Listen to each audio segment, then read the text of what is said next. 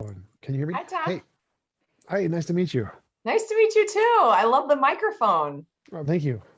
I Yes, know you are like well versed in podcasting and the whole YouTube and all the microphones, and probably your video is top notch. I'm like not there yet. So that looks pretty spiffy.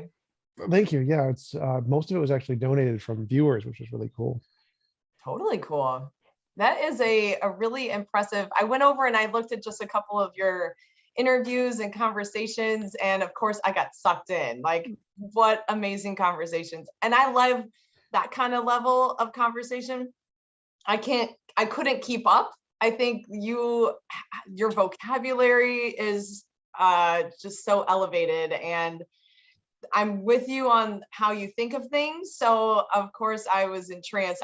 I tuned in at like 10:30 at night.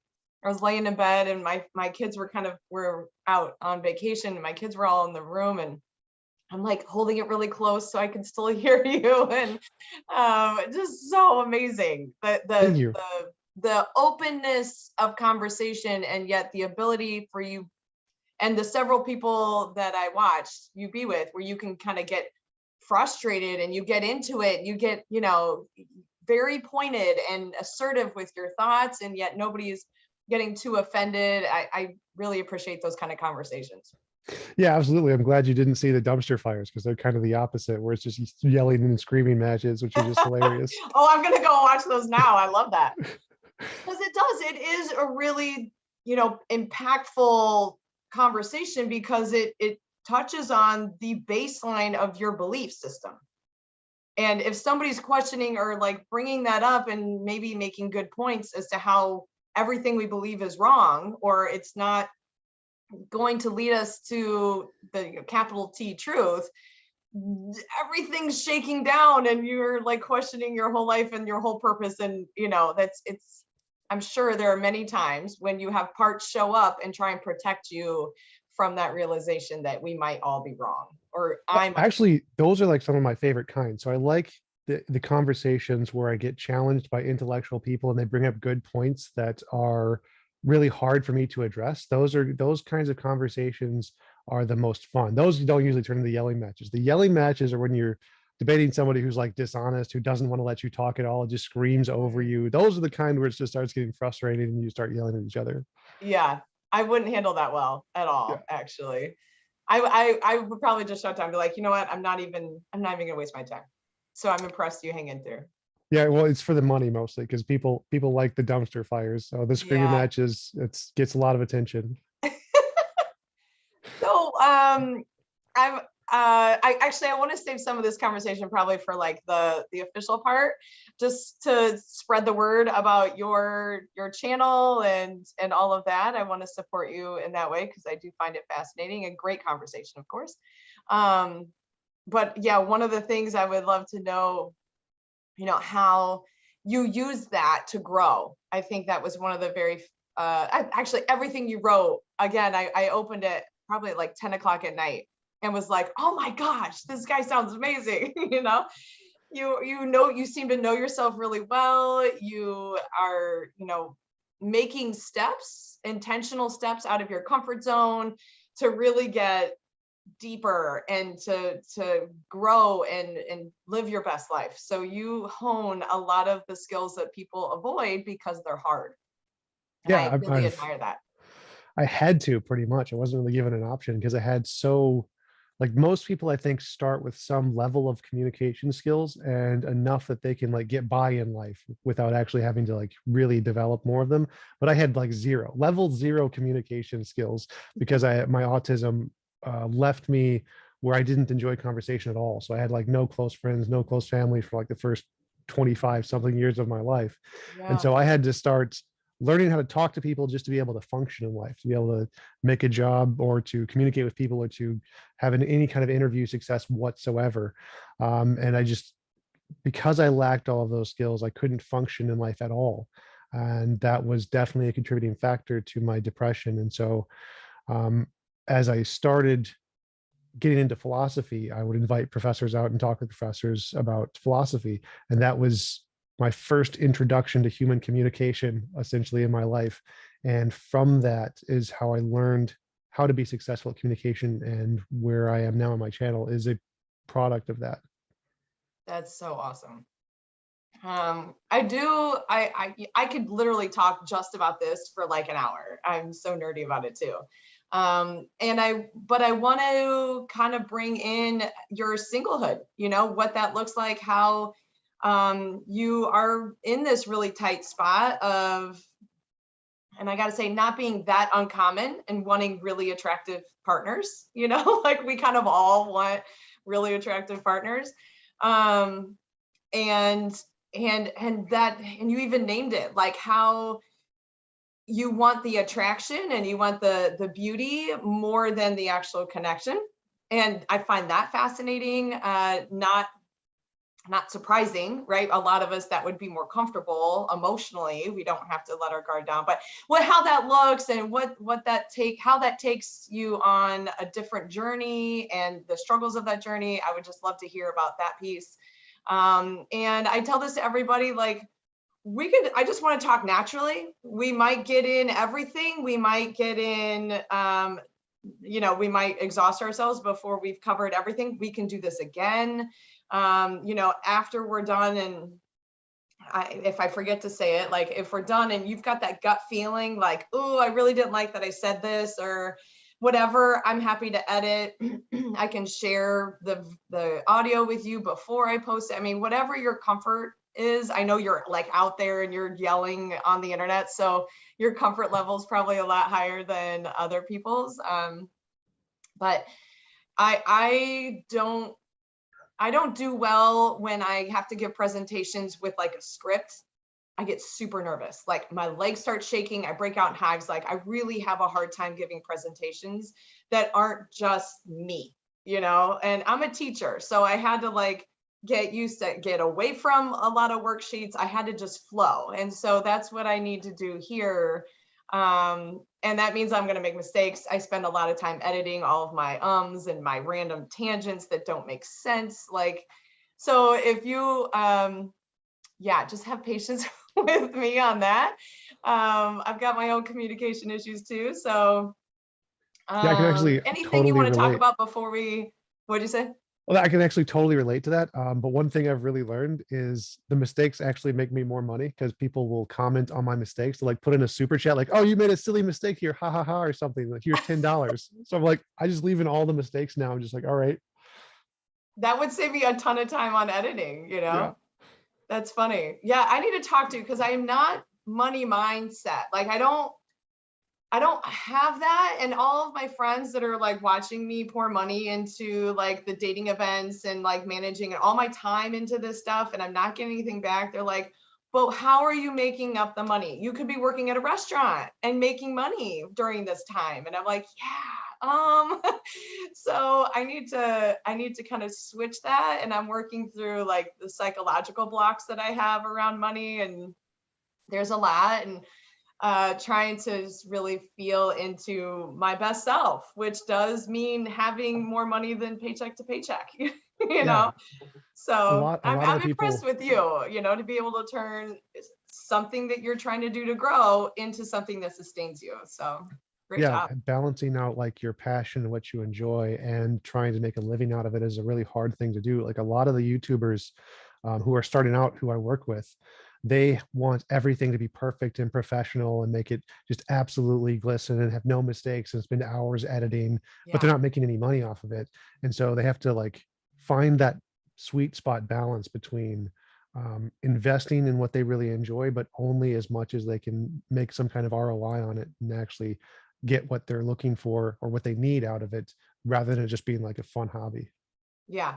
And that's what I tried to do. I was actually paying somebody to do my social media.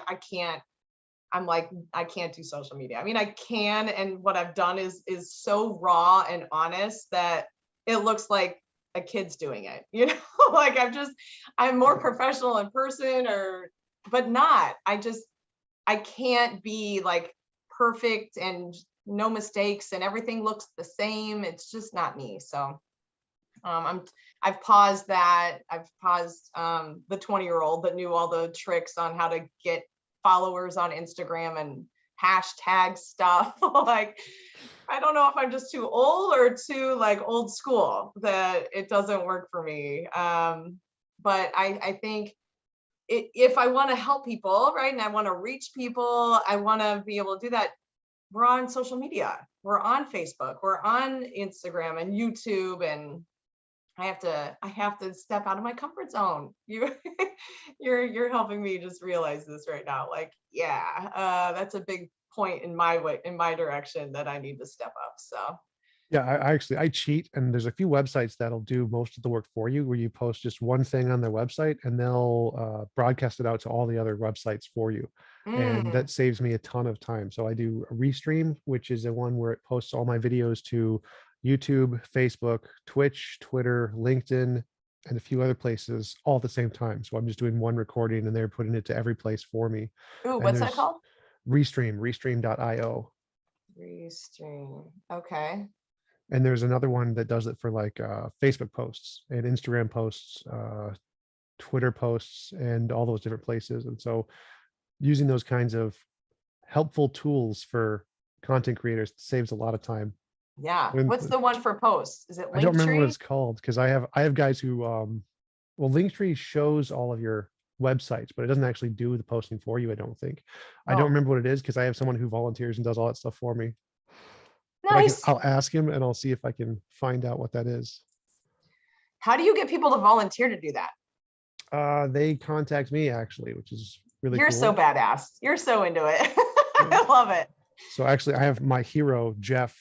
He does all of my scheduling for me now, also a volunteer. So he does all the emailing and contacting people and sets up like times, puts them on my Google Calendar. So it's like 90% of my job is now volunteer work that other people do for me. I need you to tell me how to do all that, because I'm seeing the school year start up in a month. And I'm like, I am moving. There's a lot of energy in all these events. And I've been doing both teaching full time and 3 kids and this whole world that I'm trying to grow. I've been doing it for 2 years. And I'm like, I know I can do it again. I don't want to do it again. I want to do all this dating stuff, but like I'm not ready. I don't have those in place yet. So I think I'll have to teach at least another year and we'll see how it goes. But we'll mark it at July 14th, 2020, and we'll see if I can pull it off a year from now. You Nice, might hear from nice. me for some advice. Yeah, it took me, I think, 3 years before I started to be able to go full time on YouTube. So Cool. Okay. takes a long time to build like a network of people, and you just got to find the right donors essentially. Yeah. Ah, that's awesome. Okay, well, is there anything before, because again, I could talk and not even get into dating about all this stuff, but I want to be respectful of your time. Anything you want to talk about ahead of time about dating, or topics that are too touchy, or I can't imagine, but anything that you want to get off your chest or you're nervous about? I don't think so, because I've like my entire life story is on my YouTube channel in like 10 different videos. So I'm pretty comfortable Okay, talking about all of the messy stuff too. So cool. I'm not anything I'm too nervous about, I don't think. Okay, that's fine. And again, so much editing. We can like cut stuff out or, whatever. I'm getting better at that. So anyways, I'm so excited to introduce TJump today. Tom and I have not met in person and just met on Zoom about 15 minutes ago. I have stalked him, however, when he applied, kind of put in his, what do we call this? An intake Application. form. Yeah, to kind of apply to be on this podcast. The clarity, the conciseness and self-awareness that Tom included on his form was inspiring, and I instantly reached out to set this up, and I'm really excited for the rest of you guys to hear his story, the struggles, and the ways that he's taken his challenges and formed them into a fruitful life at this point. And I think, hopefully we'll get to talk about what his future looks like and how his journey has has been quite interesting in the dating experience. So Tom, thank you so much for taking the time to talk to me today and share your story with others. Yeah, absolutely. I really appreciate the opportunity to come on. Yeah, I'm very excited for this one. So where would you like to start? Like how, I know you were saying even up until about the age of 25, you kind of had some struggles, and that definitely has had to change in order for you to date successfully or unsuccessfully. What was going on in those first 20 decades or 20 years? 20 decades. Yeah, I'm really, really old now.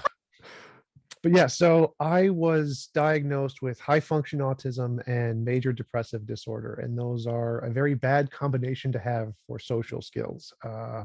It was essentially talking to people, made me feel really terrible all the time. And I was really bad at it. So I would accidentally insult people without realizing it. I was bad at picking up social cues. I didn't have any kind of like emotional connection to anything. It bored me out of my mind because as being autistic is very literal, analytic, mathematically focused. You just try to get stuff done. It's very, very focused on more of the achievement accomplishment side of emotion, and you lose or don't have a lot of the emotional connection and nurturing side of what most people feel in emotional development. And so for me, conversation was means to get stuff done. I would like need a job done, tell me, and then okay, I'll go do it. That's about it. There was no kind of developing a relationship with anyone, not even my parents or my sister. Like I didn't know pretty much anything about them even till today. Well, like I didn't know how old they were, didn't know where they met, didn't know where they went to school or what most of their passions were. I just never spoke to them for the vast majority of my life because I just didn't Your enjoy it. family. Mhm. Okay. Okay, that's so interesting. Sorry, go ahead. Yeah. So just for me, the in conversation, the big part that most people get out of it, that emotional connection and nurturing, I just didn't get any of that. I just didn't feel it. And so it didn't come natural to me to have this kind of human interaction aspect to life. To me, it was weird, and I didn't realize why. Of course, from my perspective, this I just assumed everybody was like this, and I was always Mm. really confused about why all these people are talking to another. Like, what are they doing? Like, that looks so miserable. We're not getting anything done right now. Exactly, exactly. Like they could be playing video games. Why? What? Outside sports? What? Yeah. But so because I didn't understand why I was different. To me, it seemed normal. I didn't realize that there was a problem exactly. I didn't know that this wasn't just a normal stage of growing up or whatever that all kids go through. And I didn't realize I was missing out on a lot of the social skills and social connections that are really, really important in life. And it took me a long time of learning about myself and going through and meeting people and developing my social skills to really realize the importance of friends and family in trying to build a meaningful life. And so because I was very analytic, I wanted to try to research as much as I could to try to solve this problem. I'm like a super intellectual research kind of type. And so I was like, well, all right, I'm lonely, I'm depressed. How do I solve these problems? Just Google lonely, depressed solutions, like plan it out, like write out a little sheet of all my plans, play a little like bank heist music in the background, like a movie scene, and be like, all right, plan, just write it out. Plan friendships and relationships. All right, mission, go out and speak to people. And I'm like, I cringe. I'm like, oh my God, this is terrifying. I hate this idea.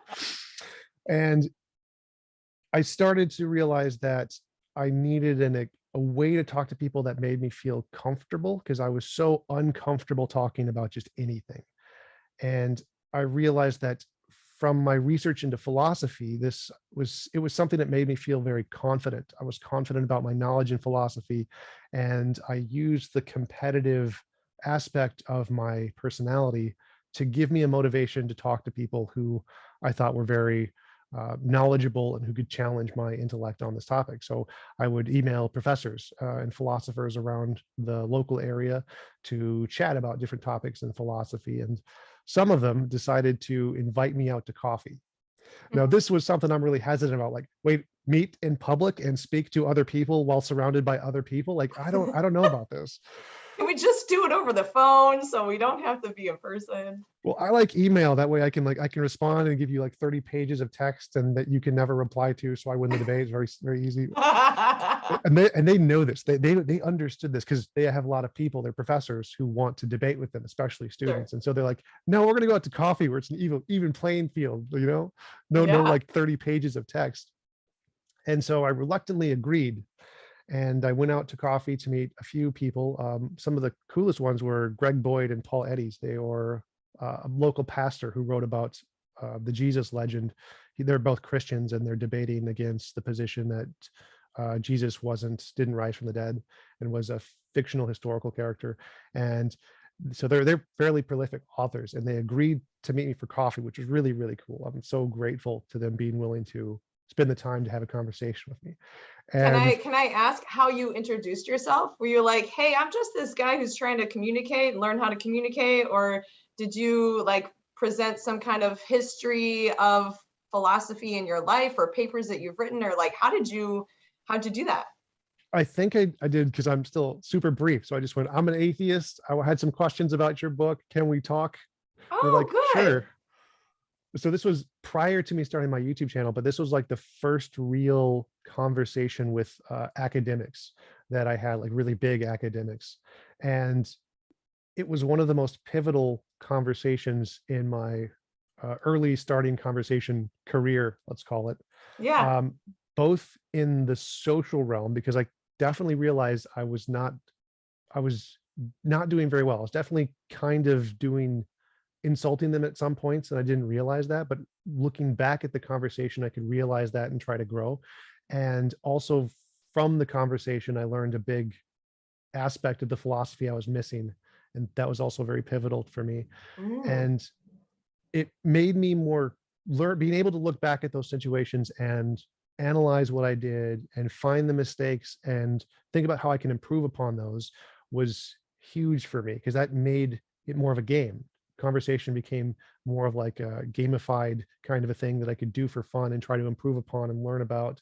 And so I was much more comfortable going out to coffee shops and talking to professors about philosophy, like those things. Coffee shops, much better than bars, much more Oh, yeah. comfortable, less like traumatizing emotionally to be at. I was like, all Right. right, I can do coffee shops. This is a nice little safe space for me.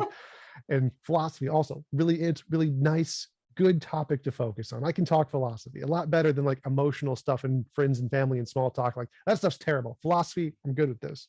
So I realized that there are certain locations that are much easier to develop communication skills, and certain topics that are much easier to develop communication skills.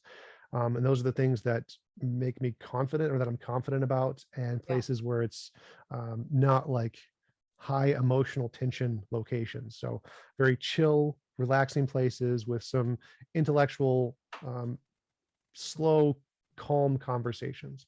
And that's helped me greatly to be able to look for more places that I could engage with and to develop more social skills. So from that, I started to look for meetups, meetup.com, philosophy groups at different colleges, went out to like 10 or 12 different professors to coffee over the next several months.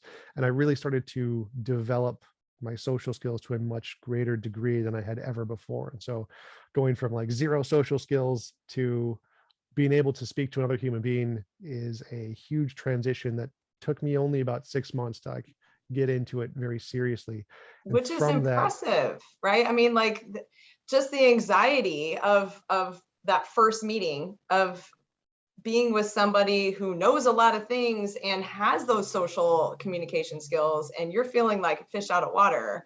Did you have to go home and like cry for an hour? I mean, how did you release that kind of tension and stress of making up 25 years of communication in you said 6 months? How did you manage all that was going on inside of you? uh, Or were you not really aware of it? Like it's still not yes, just a logical thing. yeah. So I was completely unaware of it. So I distracted myself with the more gamification side. So because I was focused on looking at the conversation and trying to map it out on what parts I did well, what parts I did poorly, Hmm. and do research on how I could improve on those parts that I did poorly. I was so focused on treating it exactly like I do a video game, which was my like comfort zone. That's what I did for the past 25 years without any social experience. I played video games and I was good at it. I was like Yeah. top 10 on the leaderboards. I was very, very good at it. Were you making And money from it? I hear you can do that now. No, I was not, because again, those require you to actually travel to places and be around people. And I was like, no, Oh. I'm gonna stay with my little chair zone. But because I was so focused on the thing I did well, which was gamifying the system, I Mhm, didn't notice as much of the emotional tension and stress. I was definitely under a lot of stress while being there, but as soon as I went home and went back to my methodology for learning how to beat a video game, it just became another day, that I was just another of every other day where I was just so comfortable in my zone where I'm planning things out. I didn't focus on the pain and the anxiety. And I think if I did, I think that would have made it a lot more challenging. And so I was very lucky that I accidentally started to treat it like a video game and didn't have yeah. to really introspect about all of the emotional stress I was going through. So my understanding is that it was really going on. You did have stress and anxiety and all of the emotional repercussions of these choices, which were great choices. I'm not trying to say that they were bad repercussions, but that you just kind of pushed them aside. You focused, you stayed focused, you made it fit into the methods that work for you, and yeah, all this other stuff was kind of behind closed doors.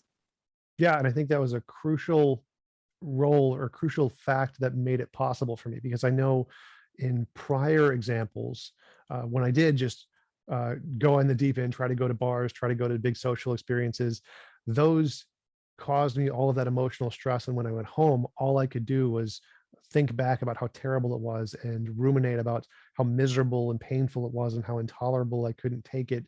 And Mm-hmm. those kinds of things made it 10 times worse, Mm-hmm. because it made that pain last significantly longer. And in these cases with the philosophers, because it was, I stopped ruminating on it. I stopped thinking about all of the emotional pain and the stress, and I was able to focus on something else which I enjoyed. That made the experience significantly more tolerable for me to be able to do and to reproduce and to keep doing it over and over again. Yeah. Well, I have to say, whatever you did works because you seem calm and happy and just very chill, engaged with me. With the, I mean, even last month we were having a women's only group, and they were sharing how the guys just talk. When the women try and chime in and share an experience, they don't even hear her or them. Like they just keep talking, or they stay quiet while this woman in particular was trying to share, but they can't engage enough to have a back and forth. And you've already surpassed that. We've already been talking for 27 minutes before this, and it feels like a very well balanced sharing and connected conversation. So that's huge leaps and bounds in a short amount of time. So how do you do the other stuff? How do you step out of philosophy then, and like how are you trying to apply that to the other needs that you might have? So just even tomorrow I'm talking, or Saturday I'm talking about our basic needs with a group of people in our group, and we push away so many of our needs. And I love how earlier you shared that you didn't get to this point, you didn't push yourself past your comfort zone in communication until you really knew these were needs, that you couldn't move forward, you couldn't advance, you couldn't do your life without being able to communicate with others. So that makes a lot of sense, that you were kind of like, okay, these are the checklists that I have to accomplish every day. And you don't really need to see anybody else. You don't need to be a part of anything else in your life. This is what my day has to look like in order to get to the next day. And at what point then you know, did you take your lessons and your skills now for communication past philosophy? Like, what made you have to expand farther than that? Because maybe you didn't have to. That was satisfying enough, or I don't know. Like, what was your transition then? Well, the philosophy didn't work. That was the problem. So Ooh. of all the things I tried, the main cause of my depression was I needed a relationship. Because of in high function autism, people with autism have a special interest. A special interest is the one thing in the world that means everything to you. It is the Hmm. one thing that makes you entertained and valued and happy. And it's everything in the world that matters to you. You have it, you happy. If you have it, you're happy no matter what else is going on. If you don't have it, you're miserable no matter what else is going on. So it is the Mhm. only thing in the world that really matters to you, far more than anything else. And for me, that was a relationship with specifically a very, very attractive woman. That's what I needed to feel the kind of comfort and happiness in life due to my special interest. And so philosophy was something I got into as a way to try to learn about depression and loneliness and to try to be more social. And it got me a lot of connections with professors and philosophers and old white guys, but not quite what I was looking for in a No? relationship. But how I transitioned from that into more typical friendships and more relationships was by taking the things that I was comfortable in, like philosophy club meetups and meetup groups at colleges, and having been in those situations for a while and talked with the people about philosophy for a while, I was much more comfortable being around them and expressing my emotions to them and telling them what my needs and goals were. And I think the first person I talked to was at a philosophy group, and I asked him, I'm really bad at dating. Do you have any advice? And he's like, yeah, I do. And so he had quite a number of books on the topic. He went through Oh. something very, very similar because he was also very introverted. It's a common thing in people in the philosophy groups, apparently. And so he walked me through his steps, and he started to take me out to bars where we just start conversations with random people. He took me to like Targets and places to start conversations with random people. And he was very, very influential on my ability to try to transition out of more the academic route into the more casual social route. And so I was really lucky in that I met some really cool people who were willing to go out with me from the philosophy group, which was something I was comfortable with. I found this connection to move into these other fields, which I wasn't comfortable with.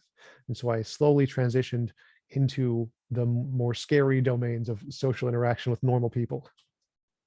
That is so brave because yeah, the even the bar scene, I can just feel the pressure. I mean, I talk to people now, just how do you talk to somebody at a grocery store? How do you approach someone at Target? I mean, that just feels kind of creepy these days. But I've done it, and if you do it in the right way, or you do it with like a kind heart, or, like in a non-creepy way, you really can make some just great moments, a little spark during your day, or build new friendships. And do you want to give a shout out to this guy if he has books, if he's like Oh, written anything or he didn't write the books. He owned books on the topic that he allowed me to share. got it, got it. I haven't talked to him. I'm not sure if he'd like me to tell him his That's name, so okay. I wouldn't. That's totally okay. And I'm curious just to go back a little bit. The first, let's say 30 years then is when you kind of were doing the philosophy with the professors in the coffee shops. Were you weren't partnered, right? You didn't have a relationship with a super hot chick. You were then aware that those were things that you needed, or you didn't know until you found enough connections or met enough people that you're like, that's that girl over there that I'm super attracted to. That's what I want. Like then it became your obsession. Like, and I don't mean obsession, but your thing, right? With you were saying, and I don't remember the wording that you Special used. interest. Special interest, thank you.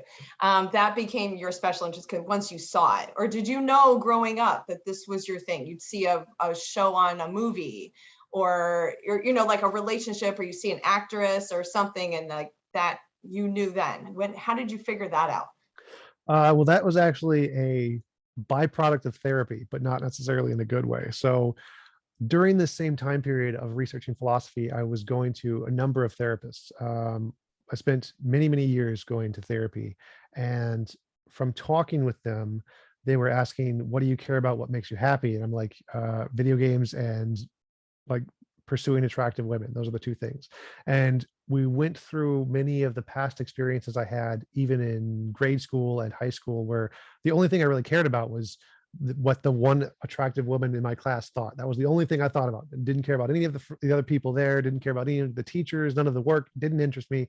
But if I did anything that like embarrassed me in front of one of the women, that emotionally impacted me significantly more than anything else. Mm-hmm. And from going through these conversations, um, most of the therapists had no idea what was going on. They didn't. We're not educated in autism, so they didn't pick up on the cues. And it wasn't until I went to, I think his name is Mark Foster, who is an expert in autism, and he diagnosed me with autism. And he went through like, yep, special interests, yep, these are all character traits of autism.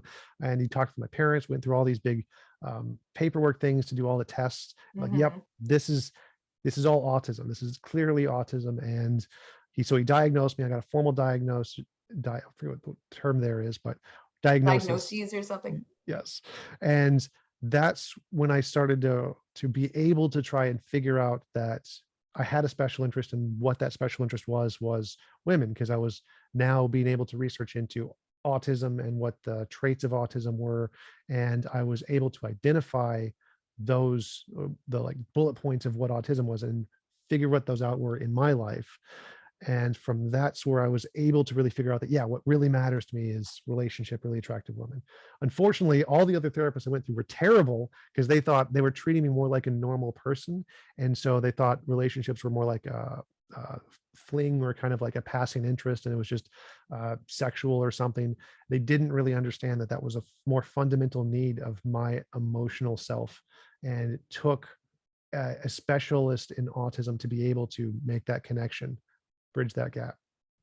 Yeah, when I read your write-up, I really find it fascinating that your special interest isn't like an object, an idea. You know, a lot of special interests can be like dinosaurs, or, you know, mathematics or philosophy, you know, things that you can kind of have a book on, and you can study and research and Google and all of those things, which is more typical special interest. I have students with autism. My sister is an autism specialist social worker that helps college students. You know, like it's been in my life, not in my particular family, but I've when I read that, I was like, well, that's complicated. And so the question that I had when I read that is your special interest an attractive woman, or being in a relationship with an attractive woman? Like, I see them as different. Like, there is more of that noun, the of object, and being close to that, having it, knowing everything about it, like, you know, like you would dinosaurs, or, you know, ancient rocks, or, you know, something else. Or is it the actual relationship? Yeah, it's definitely being in a relationship. So I'm not just interested in any attractive woman. I want to know facts about her. It's more having an attractive woman be in my life in a relationship, and give me a sense of value and accomplishment, and to care about me in some way. So it's definitely the relationship side that's my special interest, not just attractive women in general. That's so interesting. How is that gone for you? Not great for the vast majority of my life. I have had two relationships. Both of them were stunningly attractive. One was absolutely perfect in every way I could possibly imagine, my dream relationship. And I was lucky enough to get to be in a relationship with her for 6 months or so. And that 6 months, my emotional standard of like happiness completely changed. I was from Oh, suicidally major depression up until 33, which is like less than a year ago.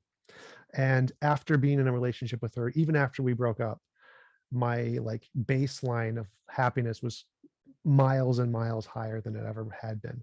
So, because you've just had everything you wanted. yep, yep. Okay. And that's one of the things that was most painful for me, was when I saw an attractive woman at a store or on a magazine or in a movie.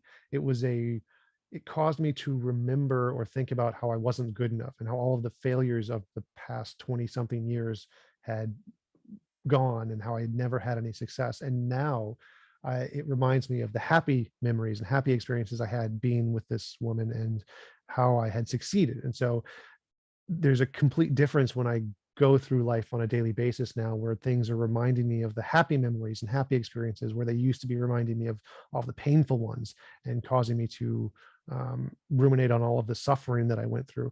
And so that is the most impactful thing that's happened to my life. It is the most meaningful, significant thing that has been able to help me, was that relationship.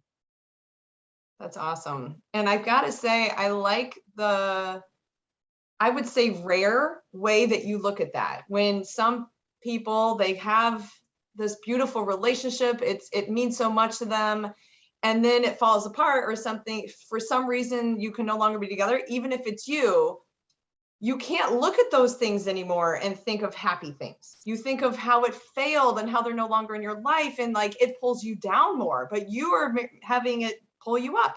And remember those good things, and that you are worthy, and you are a wonderful partner, and that you are, um, I guess, good enough to have an attractive partner.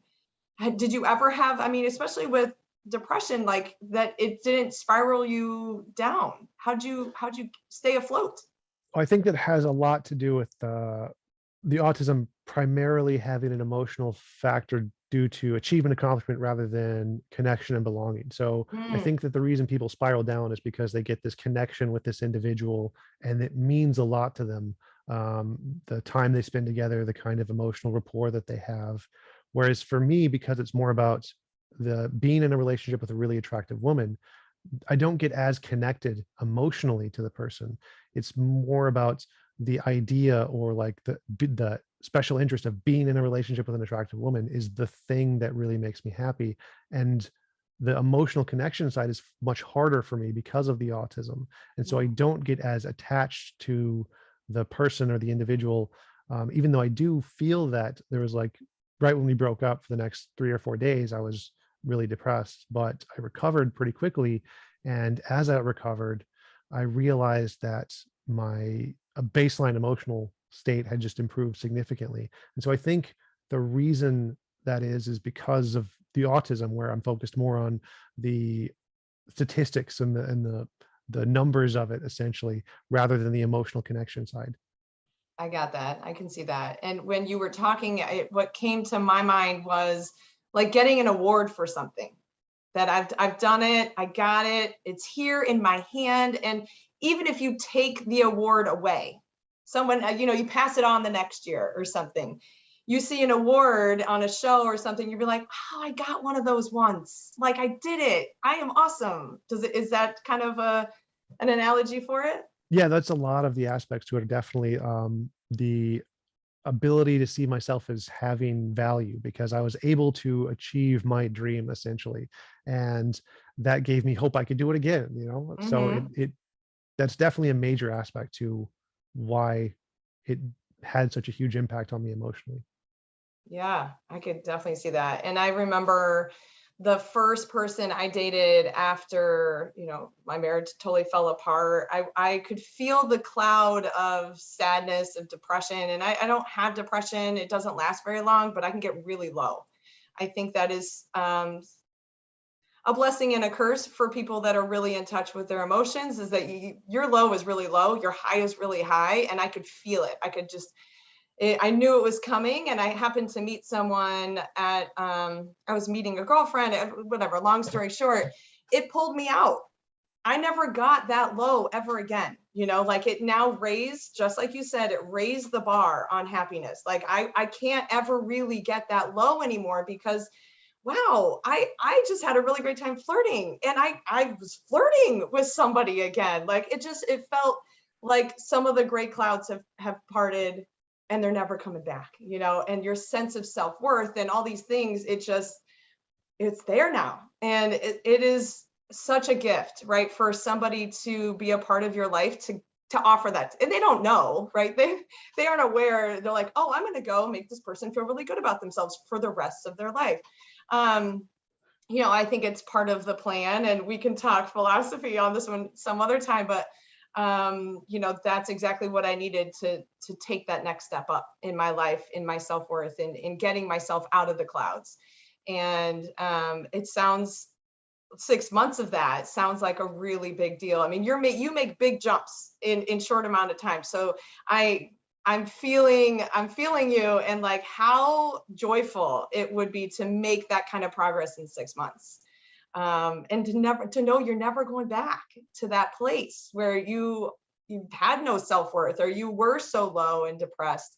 Not saying that you can't go back every once in a while. Of course I do too. But how can I ask then, like, what did you learn from that relationship about how to be a partner? What worked in that relationship that you were offering?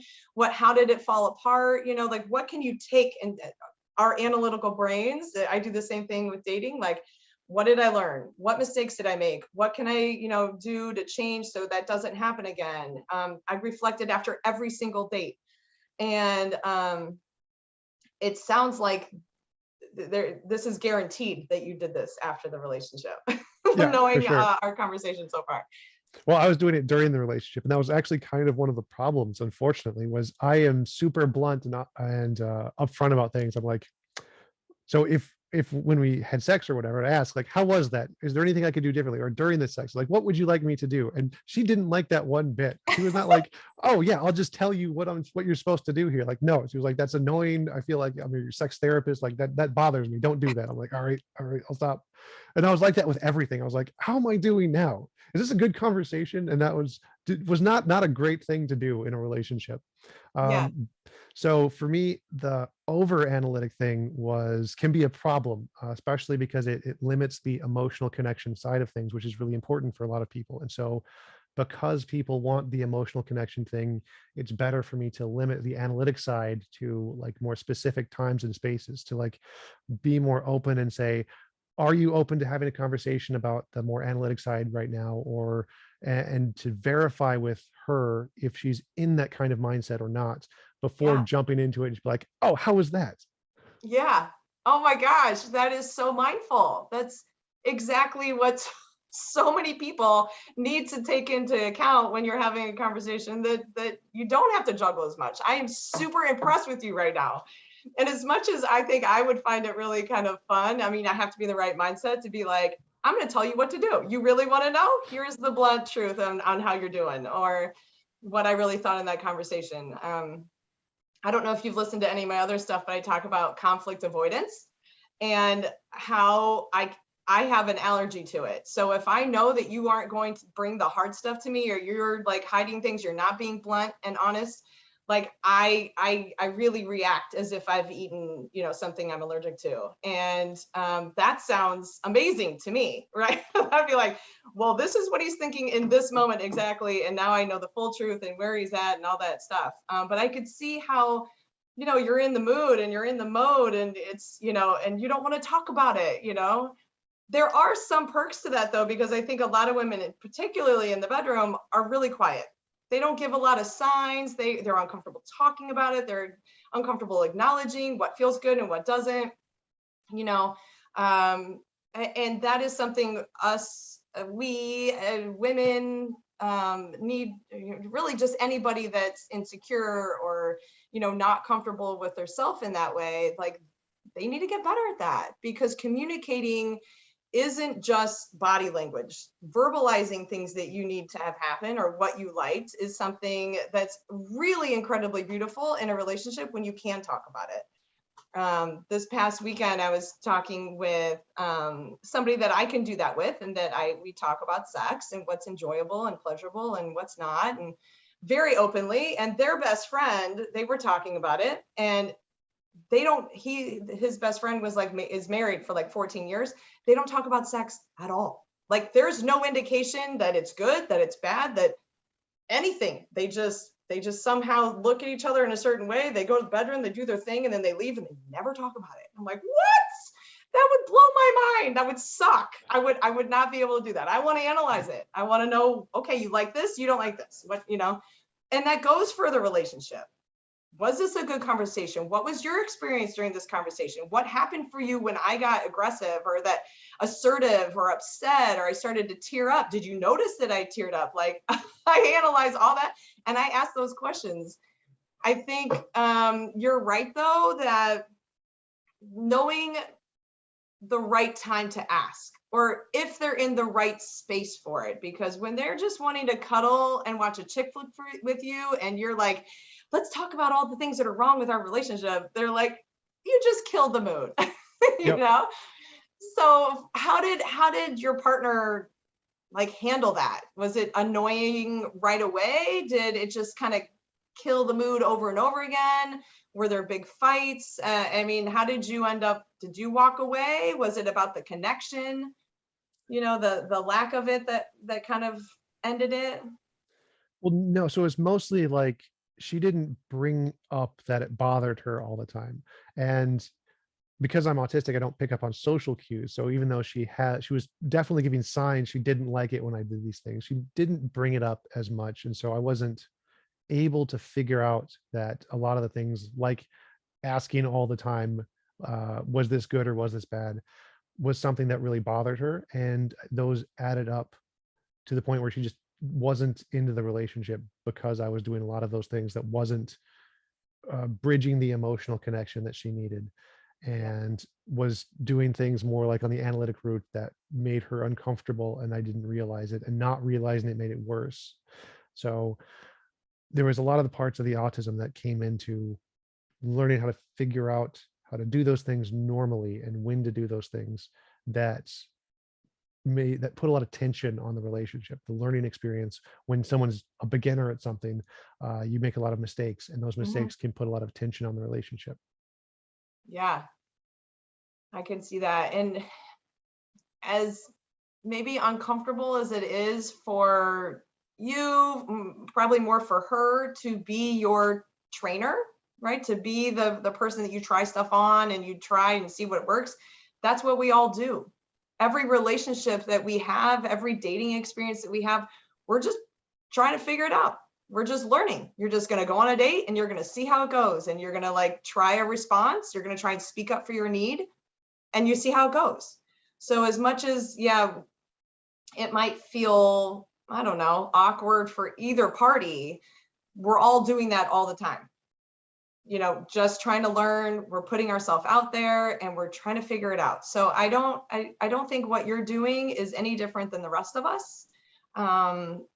It sounds, when you say high functioning autism, I think that's an understatement. Like, social cues you're picking up. I mean, like, I want to paint this a different picture, and I kind of, I'm aware of stigma. I'm aware of like boxes that, people that have that label of autism get put in. And for our listeners, I wouldn't know that. And I think that's what took your therapist so long. My students that have autism, you can kind of tell right away. There are definitely social cues. There are like ways that they're looking and talking and walking that indicate, okay, there are some special needs for this person. And all your YouTube videos that I watched here right now, like, it's kind of surprising that you did get to figure this out, because you don't show those things that, I got to say right now, and to be blunt, like, might be a crutch for you. That might be like, oh, I have autism, and so all these things are really hard. And that's where I wanted to kind of ask also is, you stepped out of that autism box by saying, I don't know how to communicate. I can't communicate well. I'm going to work at this. I'm going to figure this out, and not use autism as a crutch to just dismiss, throw your hands up and just say, this is who I am. You've done that now with at least your 6 month relationship. I'm sure there's lots of littler, shorter relationships along the way. But the way that I would love to understand how we're going to bridge that emotional connection, or this lack of emotional connection because you have autism, and kind of step out of that and be like, I can, or I will learn to get in touch with this part of me, this deeper emotional part. I wasn't connected to communication or to people and all of that, but I can do it now. I stepped out and I figured it out, and I've got in touch with how to be comfortable with that. My curiosity now is having a relationship. And that's why I asked my earlier question. How do you have, how are you going to exist and share a relationship with a beautiful woman if emotional connection isn't there? If you don't feel it, you can't do it, everything's analytical. I don't see that being in a relationship. I see it as like a checklist of like rules to follow. And I feel like my gut instinct right now is that you can be more than that. you could actually be emotionally connected to somebody. And now I don't know you longer than almost an hour now, but the way that I just have gut feelings about people, the way that, I mean, everything I feel from you right now is that it is possible.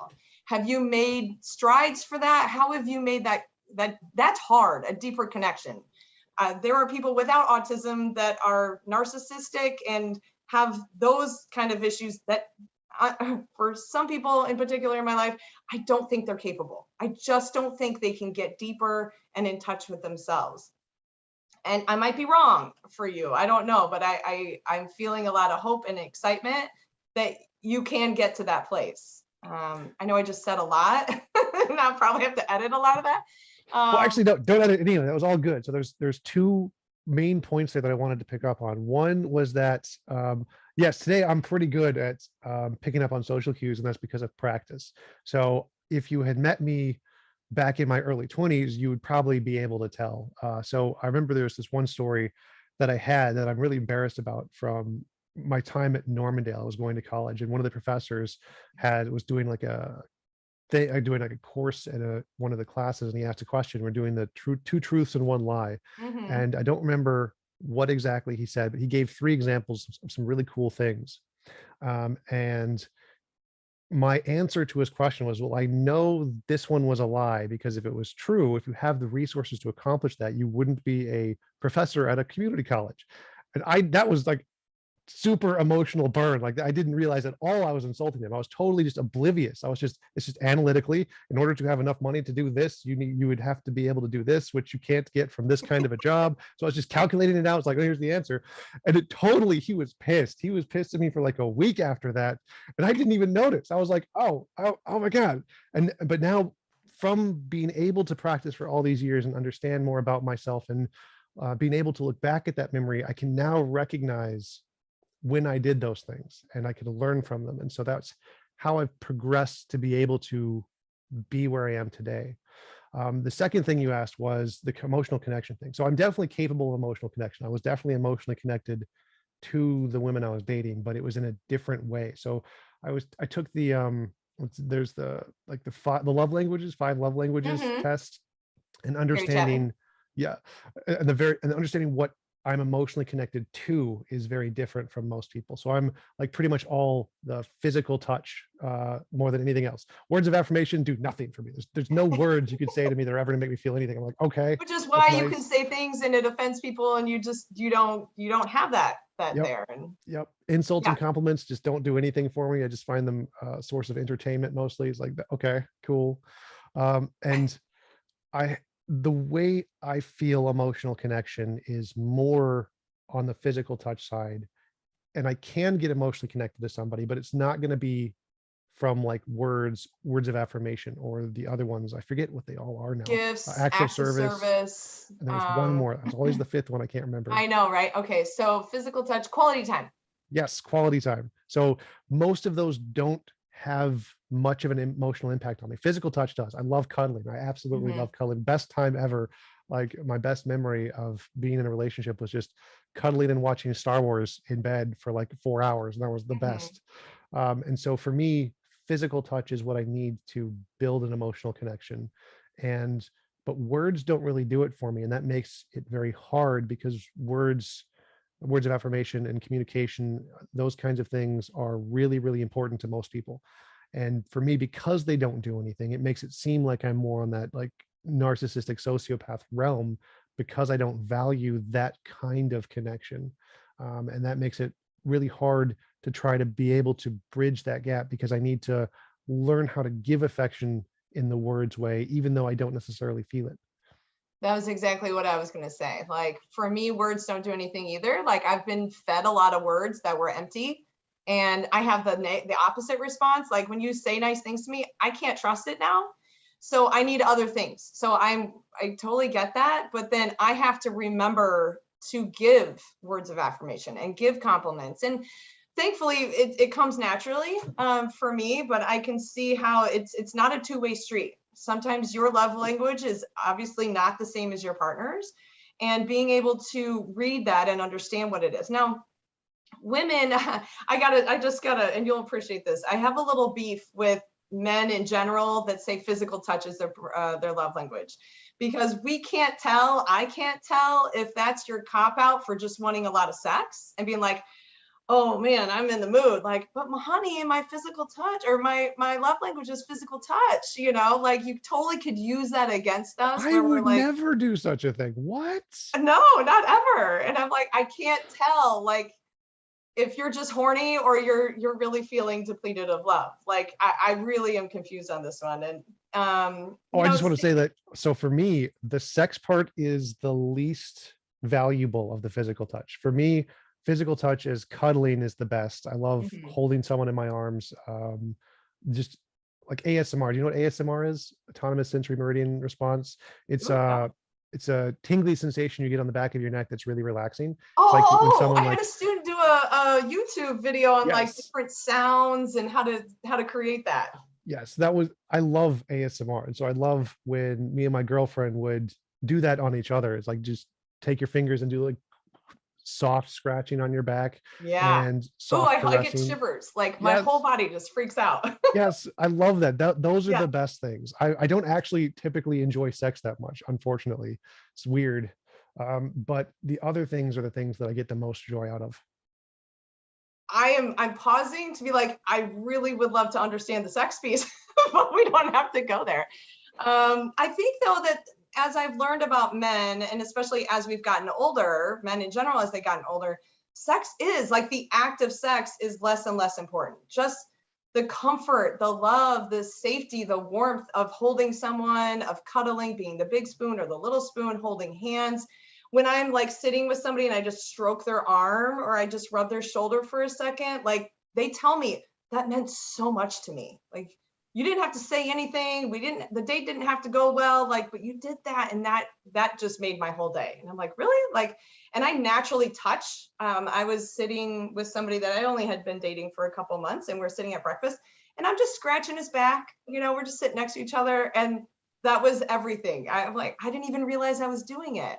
So I think for women, we have trauma around sex and being used for sex and discarded for sex and like all of this stuff around our body and how men use it, that it gets put in this box, all this physical stuff that gets put in a box that's scary and dangerous, and they're just trying to take advantage of you. When if we could kind of pull out slowly in a relationship, a little bit of physical touch here, like it goes a lot farther than we would expect. And so I love that you're affirming that, and even putting sex at the bottom, where I don't know if that's typical for all men, but you know, that those kind of touches are satisfying for both people, you know, the ones giving and receiving. So For that's sure. got to go well in your relationships, I think. Definitely, definitely.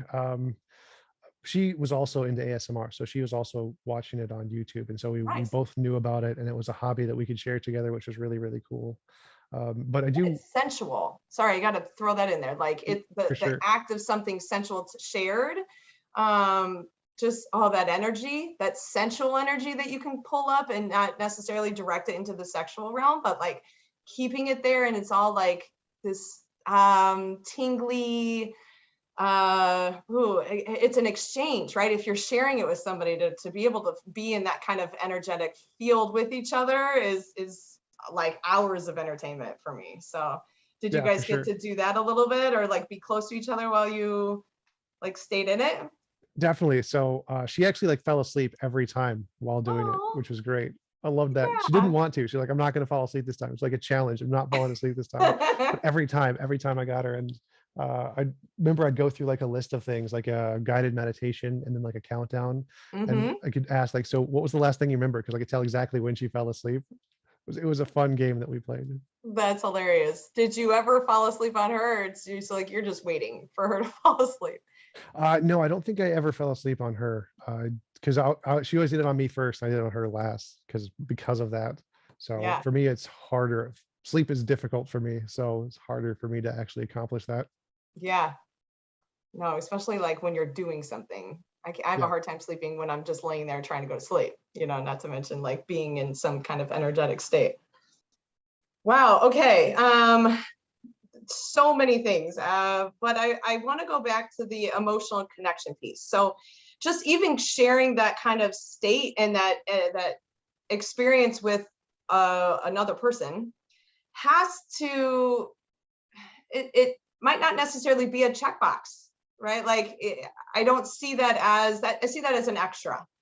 You know, if you have the check boxes and the things that you need to do logically in a relationship to keep a person there with you and in staying in the relationship, right? You probably have, okay, give them words of affirmation, spend time cuddling, watch their chick flicks or whatever they want to watch, you know, talk about what they did that day, you know. Is that what it feels like for you to try and be present in a relationship and keep it going, or how do you manage that? Yeah, I mean, it's more than for a relationship. That's how all human interaction for me is like, because my natural state in human interaction is don't speak to anyone ever for any reason. And so I had to build these check boxes, these lists of what I was supposed to do as a way to learn how to communicate with other people. And so for me, getting rid of those check boxes, I'd have no idea what I was doing. That, like, that is my entire theory of human interaction that you're just throwing away. Like, I don't know how to do that. And so because that's the way I learn, I think that the check boxes are important. I don't think that calling it a checkbox really matters. I don't think if you treat it as a checkbox versus coming naturally, there's any really big difference. I think what matters is it important to you or to them? Whether or not you call it a checkbox or whether or not it's planned out or Ooh, not. I love your focus on this word checkbox, because you're right. I guess I am preventing a bridge from the autistic way of a relationship to normal, as you use the word normal. I hate that word, but we'll use it, like the normal way of a relationship. You're right. In my relationship, maybe it might not, it doesn't feel like a checkbox. It's like, oh, I want to check in on that person. I guess I was assuming that it was because I felt emotionally connected to that person, where maybe if you struggle with it, it's more of a to-do list. Does Yeah, that I seem think it's accurate, or am I being naive? well, I think that the methodology that someone who's autistic would use would look like a checkbox to you, but to Okay. them it would be more, that's just the way their brain works. That's how they express themselves or how they act. And so for Got it. me, it is definitely like a checkbox, but it's not like I have a grocery list and I have to do all these things and they're all miserable and I hate them all 24/7 or something. But It's you're more just talking to another person, so it has to be miserable, right? sort of depends. Like as long as we're like philosophy or something, it's okay, it's tolerable. But Right. for me, it's, I don't know, like I don't, because I don't get the emotional sensations to do things naturally, I have to supplement that with something else. So I have to find a way to know what I'm supposed to do without trusting my intuitions, because my intuitions aren't there. There are no intuitions about what I'm supposed to do now. How often am I supposed to check in with somebody to make them feel appreciated? How often am I supposed to give someone words of affirmation? Because they mean nothing to me. So I don't intuitively feel like this would be a good time to tell someone they're beautiful or that I really appreciate them. I never get those intuitions because the words never meant anything to me whenever anybody said it. And so Yeah. I need to figure out, because I care about them in a relationship, how am I supposed to know when to do these things? And that's where the check boxes and the little plans come out, because I need something to supplement that emotional side, which I'm lacking. But I don't see it as like a checkbox in a negative sense where it's just a job. It's more Yeah. of a, I care about this person. And so in order to try and care about this person, I want to build a model in my brain where I can supplement the emotional side that I don't have or that I'm missing. This is the first time that you use the word care about somebody. So that you've been able to get in touch with that connection, then that you can look at another person and you can feel care and concern and loving feelings for them. Yes, it's just off of different things. So like I don't get the love and care from communication as much as I do other things. Yeah. So it's more, I can definitely care about someone. I'm definitely emotionally attached and I do get depressed when we break up, but it's what causes that emotional connection that's different for me. It's usually not the communication side. What is it for you? I have no idea. Oh, okay. I've I don't, stumped you. I've asked a question you don't know. I yeah, feel there's, proud of myself right now. because I've only been in like two real relationships, there's still a lot I don't know. I'm really, really bad at making someone feel appreciated. I don't have a good system for how to make them feel appreciated or when to give them compliments, because I never give compliments. That's not a thing I do. I just, because they don't feel like anything for me. And so I don't know when I'm supposed to do that. And so there's a lot of stuff I just don't know about relationships because I haven't had very many and Yeah. not for very long. And so I'm still missing a lot of information on how to improve in that realm. It's not like in philosophy, I'm pretty good. I can talk to professors, crush them in ontology and fine tuning their arguments for God. That's easy. Relationships, I'm like a 12-year-old. I have no idea what I'm doing. Yeah. Well, I think though, giving compliments is, and knowing how to share your inner joy with someone else is something everybody struggles with. So much so that in my recent, in one of the networking mingle games that I play, it's called Three-Peat Meet and Greet. It's cheesy, I know.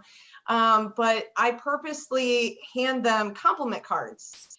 And I make them write, they talk to somebody and then they write a compliment down on the card. Now, of course, this sets up your mind to look for positive things in the conversation instead of like going to a conversation and be like, oh, their hair's a mess, or they've got food in their teeth, or I can't believe they just said that. Like, you know, the mindset that you go into a conversation is going to be drastically multiplied. So going into it, knowing you need to write a compliment is one thing. And then when they write it down, sometimes the compliments are just so, Terrible. oh my gosh, like, I liked your hair. You have a nice smile. Like, I'm going to be making a coaching video on like how to give meaningful compliments. Yeah, I struggle with that so much because Yeah. I'm focused on physical attractiveness. The first thing I compliment is, "Oh, you have a nice butt." It's terrible, terrible compliment for someone you just met. But so I totally relate to trying to understand what is a good compliment, what is a meaningful compliment, to find something that really is important to them Yeah. and identify that instead of just something superficial. Yeah. I mean, those are nice things to hear, probably when you're already past, like, you've exhausted all of your intellectual compliments and emotional compliments, and you know, it's nice to know that you fancy their body, but yeah, not the thing to lead with. You'd be surprised how many men do that though. They'll say something about physical traits, and how many women then turn around and walk away. Yeah, I've experienced that a few times. Yeah, I'm sure all men have actually. So where do you go from here? So I love how you've kind of identified a couple things that you want to learn about, that you need, you know, to figure out this balance of appreciating somebody. But there's so much more in that comes into play as to being in a relationship, like a back and forth. My questions when I read that initially were, you know, what do you bring to the table? What do you offer them? So like you know, want this incredibly gorgeous woman to be in a relationship with you. Um, you're trying to figure out how to offer these compliments. Well, I mean, like, what do you offer? What makes someone want to be in a relationship with you? And then, you know, what do you need?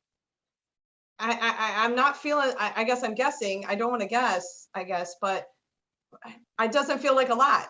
You are a self-sustaining human, except for being in a relationship. Like, have someone here with you. Do you need them to live with you? Do you need, I mean, at what level of, can they say they're in a relationship with you but never hang out? Or like, what is it that you need from them, and what do you offer in return?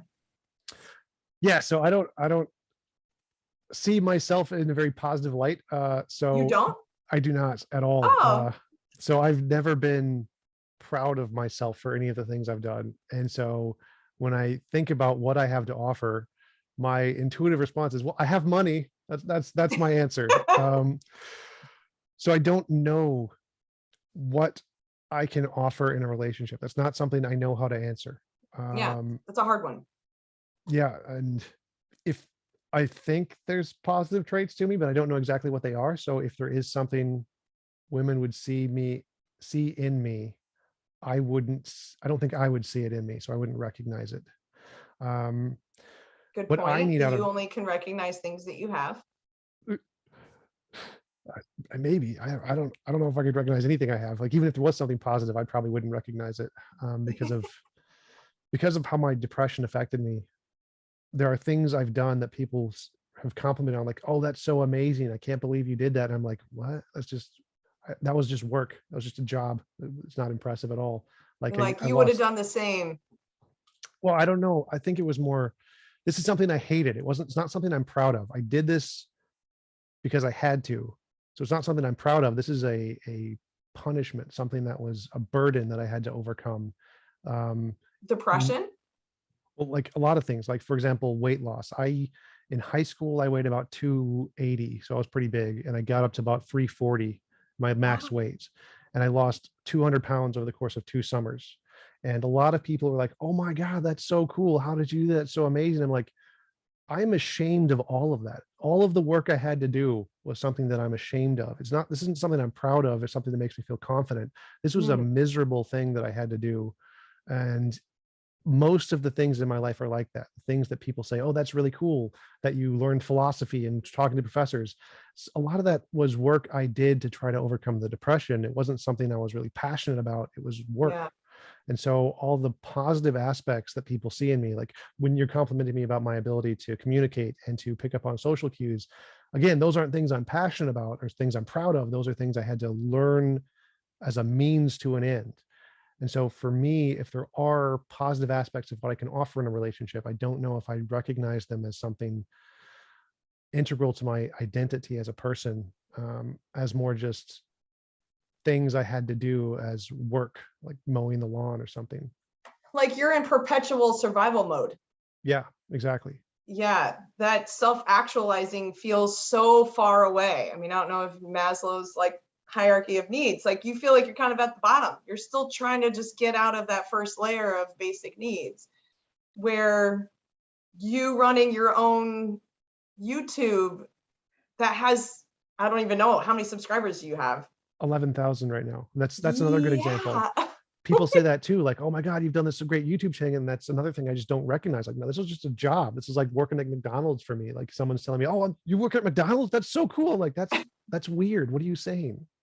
You're like, well, now you've just lost all credibility if you're, congratulating me for working there. But I know what you mean. Like you see something, I mean, maybe do you see something better for yourself and you see it so far away that everything that you're doing over here is like nothing. You're like, well, I'm not that.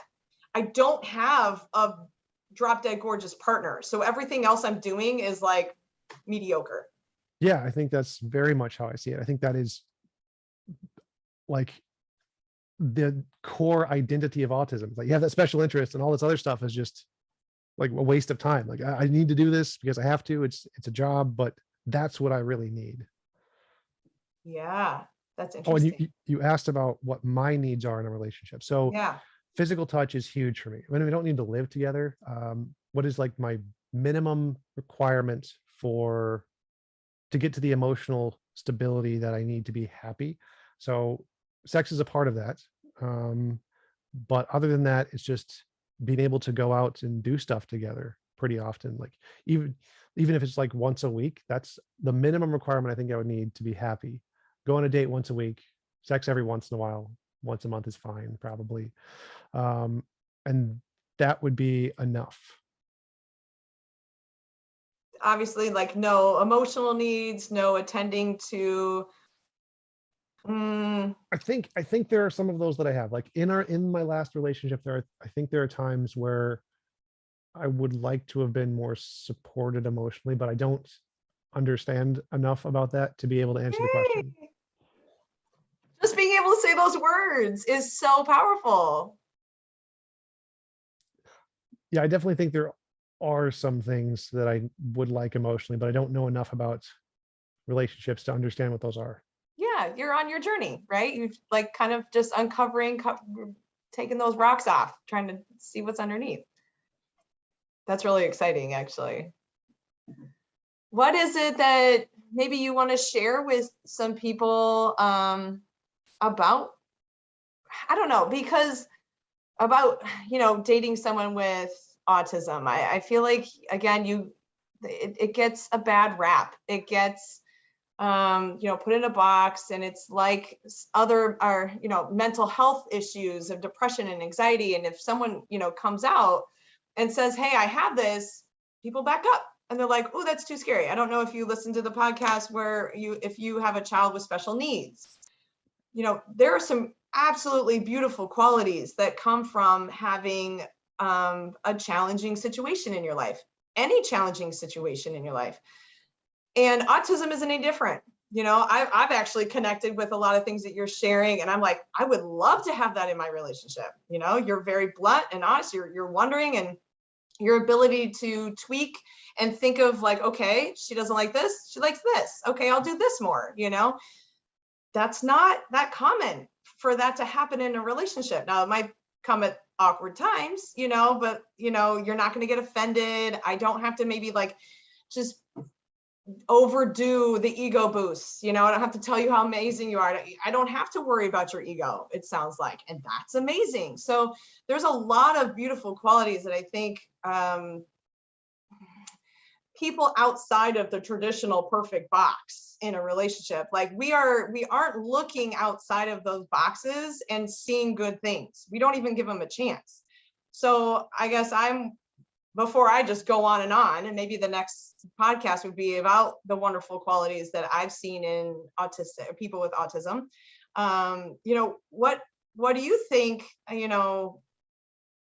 people could see the beauty in people with autism, or how to stay open to, or tips for dating people with autism? Anything analytical and logical in there for us? I mean, the best thing would be being open to giving advice. Because we're analytical, we like information. So the more information you give us, the better. The ability to learn and improve is key to us. And so if we ask questions like, how was that? Give detailed answers, like use numbers, lots of numbers. Like that was a 6. That was like a 4.5. Like, come on, we can do better. Nice. Like, so being able to quantify things and compare it to other things and build models is what autistic people are very good at. And so if you can give them more information, especially quantifying it, that would help a lot in helping them to improve at whatever they're not very good at. Yeah. And we all have this, what does the ugly side of dating someone with autism look like for you? They're very bad at a lot of things. Like what? Communication, emotional reinforcement, knowing when you need space versus want attention. Like if someone's like trying to give cues that they really need attention, I'm like, oh, hey, what's up? I'm going to go play video games. Bye. And just completely ignore them. And that pisses people off, especially who you're dating quite a bit. They want you to pick up on those emotional cues. And so because people who are artistic are very bad at that, it's going to take a while to train them to be able to not be bad at that, to be able to figure out from looking at you and creating those check boxes to know when you're in that situation, because they're not going to just pick up on it emotionally like most people want for in a relationship. Yeah. You don't want to have to be like, I want attention now. Sit with me on the couch and tell me how beautiful I am. Yes. Right. I could see that. That would be perfect for me. Just tell me that. Like, all right, I can do that. That is good. Yeah, but it feels like it doesn't feel authentic. It does. Yep. It feels like you're just doing it because I told you to, and not because you really feel it. And I could see that being a little frustrating. But I think probably over time, and the more lessons and experiences you have, you might be able to see more of a pattern. Being analytical, you could pick up on that pattern of like, oh, when I say something and they turn away, that's when I go in and hug them from behind, or, like do something like that to create a more consistent pattern. Yeah, for sure. I think that is the key there, is learning the patterns of the person you're with and being able to identify their unique traits and needs from their different social expressions and what they're talking about. And once you can learn that about an individual, it becomes much easier to be able to accommodate their needs and not have to like rely on emotional intuition things that are very difficult for people like me. Yeah. I could see that being interesting in the overlap, but difficult in how different women are. Like I know not many people or many women would love to have those awkward, blunt conversations about something uncomfortable, or, what's going well and what's not. But then other people won't be like that and they don't want to talk about it. So, I mean, the vast difference between women and what they want and what they need and how they communicate has to be very trying, to kind of go from one to another where, you kind of need to be in a committed relationship to even get to that stage. For sure. So maybe to end or wrap this up, not that I want to, I could talk forever with you. How do you move forward then? How do you try and match with people? How are you meeting women? How are you going to take that next step to find the more committed relationship so you can learn in another good 6-month, year-long commitment? Yeah, that's the part I'm struggling with the most right now. So my type is very stereotypically attractive. And so the only places I know where I can potentially meet them are like bars, Cowboy Jack's downtown, which is the most emotionally uncomfortable place for me to be in essentially the world. Like I'd rather be in a literal den of lions. I'd be more comfortable than a bar downtown with people I'm supposed to get to know. And so the thing I've been struggling with the most is that I need practice. The way I get better at anything is I practice a lot, always practice. That is my the way I do things very well over a short period of time is I do lots and lots of practice. I do it all the time, 24/7, devote myself entirely to exercise. That's how I lost 200 pounds in 2 years. To philosophy. That's how I was able to learn enough philosophy to debate with professors. I just devote myself to practice, and I'm good at that. I'm good at learning from those things. But with relationships, I don't get a lot of practice. It's very rare for me to find someone who I'm attracted to, and significantly more rare for them to actually want to engage with me or to go on a date. And so the biggest challenge I have is finding opportunities to meet women who I'm attracted to. And so I've been going to like just every meetup I can possibly find, meetup.com and Eventbrite and those kinds of things. Most of those there's not a lot of people who are my type there. And so the places where they are, like bars and concerts, modeling agencies, I don't know, Yeah. are not places that I'm very well, not places where I've developed the level of comfort that I can be there, like a coffee shop. And so my two next steps is one, I'm trying to find friends who are willing to go to bars with me. And I have two right now who are pretty cool. I'm supposed to go to a bar tonight with a friend, and being able to go there and practice in those situations until I become comfortable is the next step, and finding more opportunities to meet women who are my type, to be able to practice being in a relationship. Those are the two next steps for me that I really need and that I'm missing to be able to go down my normal path of practicing and improvement and trial and error until I actually get good at it. I'm curious, is there a way to alter your special interest? Like maybe you have, I mean, I don't know, you could probably describe your type to a T.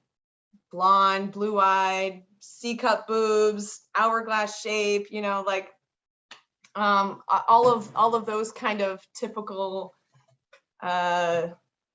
just incredibly attractive women. Is there a way, or is there any wiggle room on what you focus on as being attractive?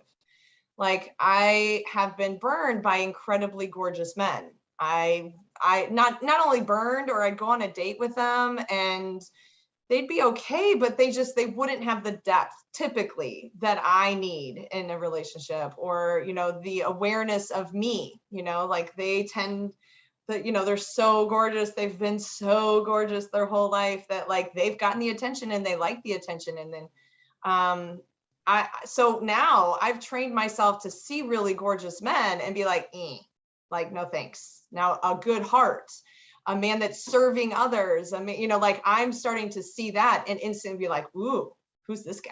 Like, I want to go talk to him. And I've trained myself because I think we all want somebody gorgeous, right? We want to outkick our coverage. We want someone standing next to us that makes us feel amazing because they picked us. And that means that we're beautiful and we are better and all of those things. And anybody that disagrees with me is either lying or hiding themselves, right? Because it does feel great to be with somebody who everyone's staring at and thinks is gorgeous. But a lot of times it doesn't lead to like a fulfillment of someone then being able to see the beautiful aspects to you and holding space for you and your emotional needs, or your, you know, your quirks and how you do things, just like my quirks. You know, my heart kind of goes out to you, because I see, I mean, you're a good looking guy, you smile, you've got gorgeous eyes, and you've got all these qualities that could put you on the same level as a really attractive person.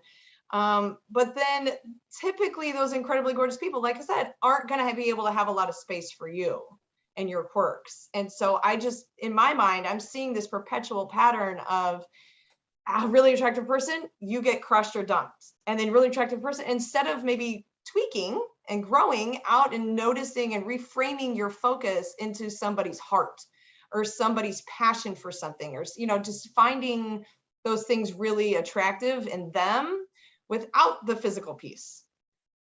Is there Uh, a possibility for that? I don't think so. So I've tried that in a number of ways. So going in the philosophy club, I met someone. She was about my age.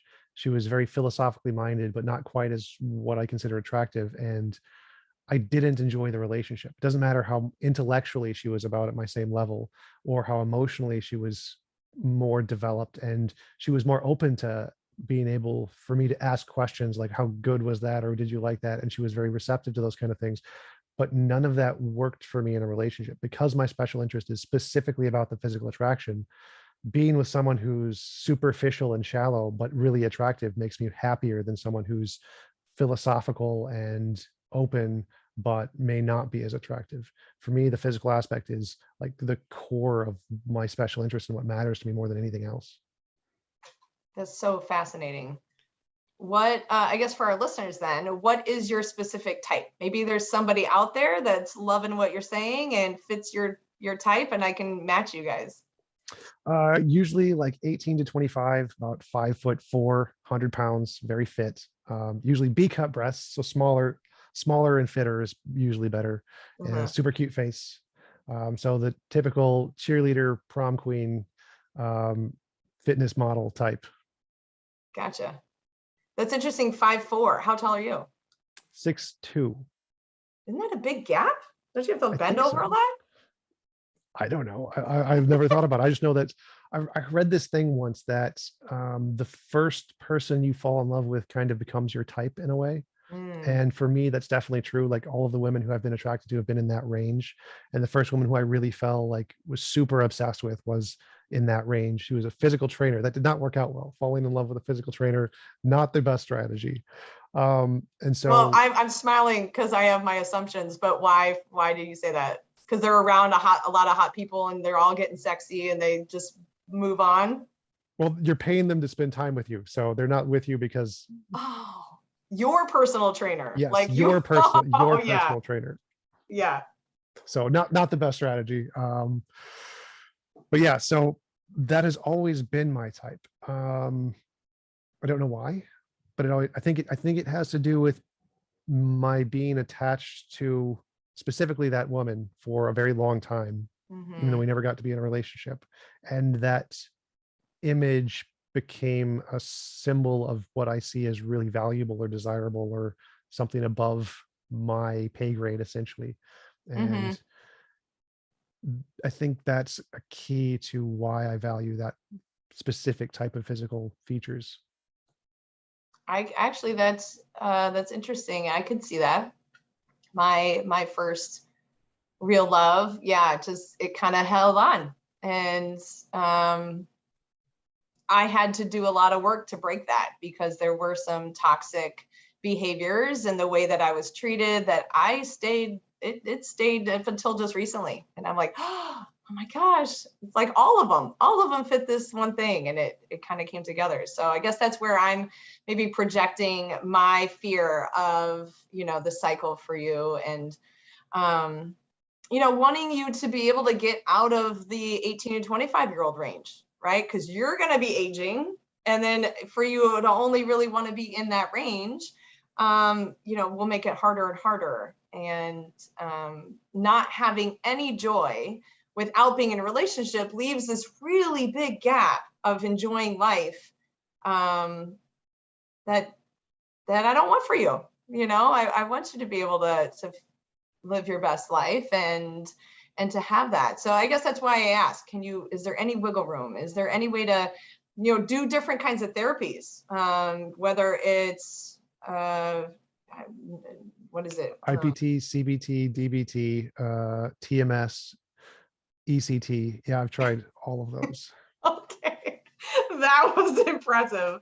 And I'm over here thinking like, um, mushrooms or Tried those, weed, alcohol, video games, travel, food, friends and family. I have spent many, many years. Exercise was a big one. A lot of people said exercise makes you feel better.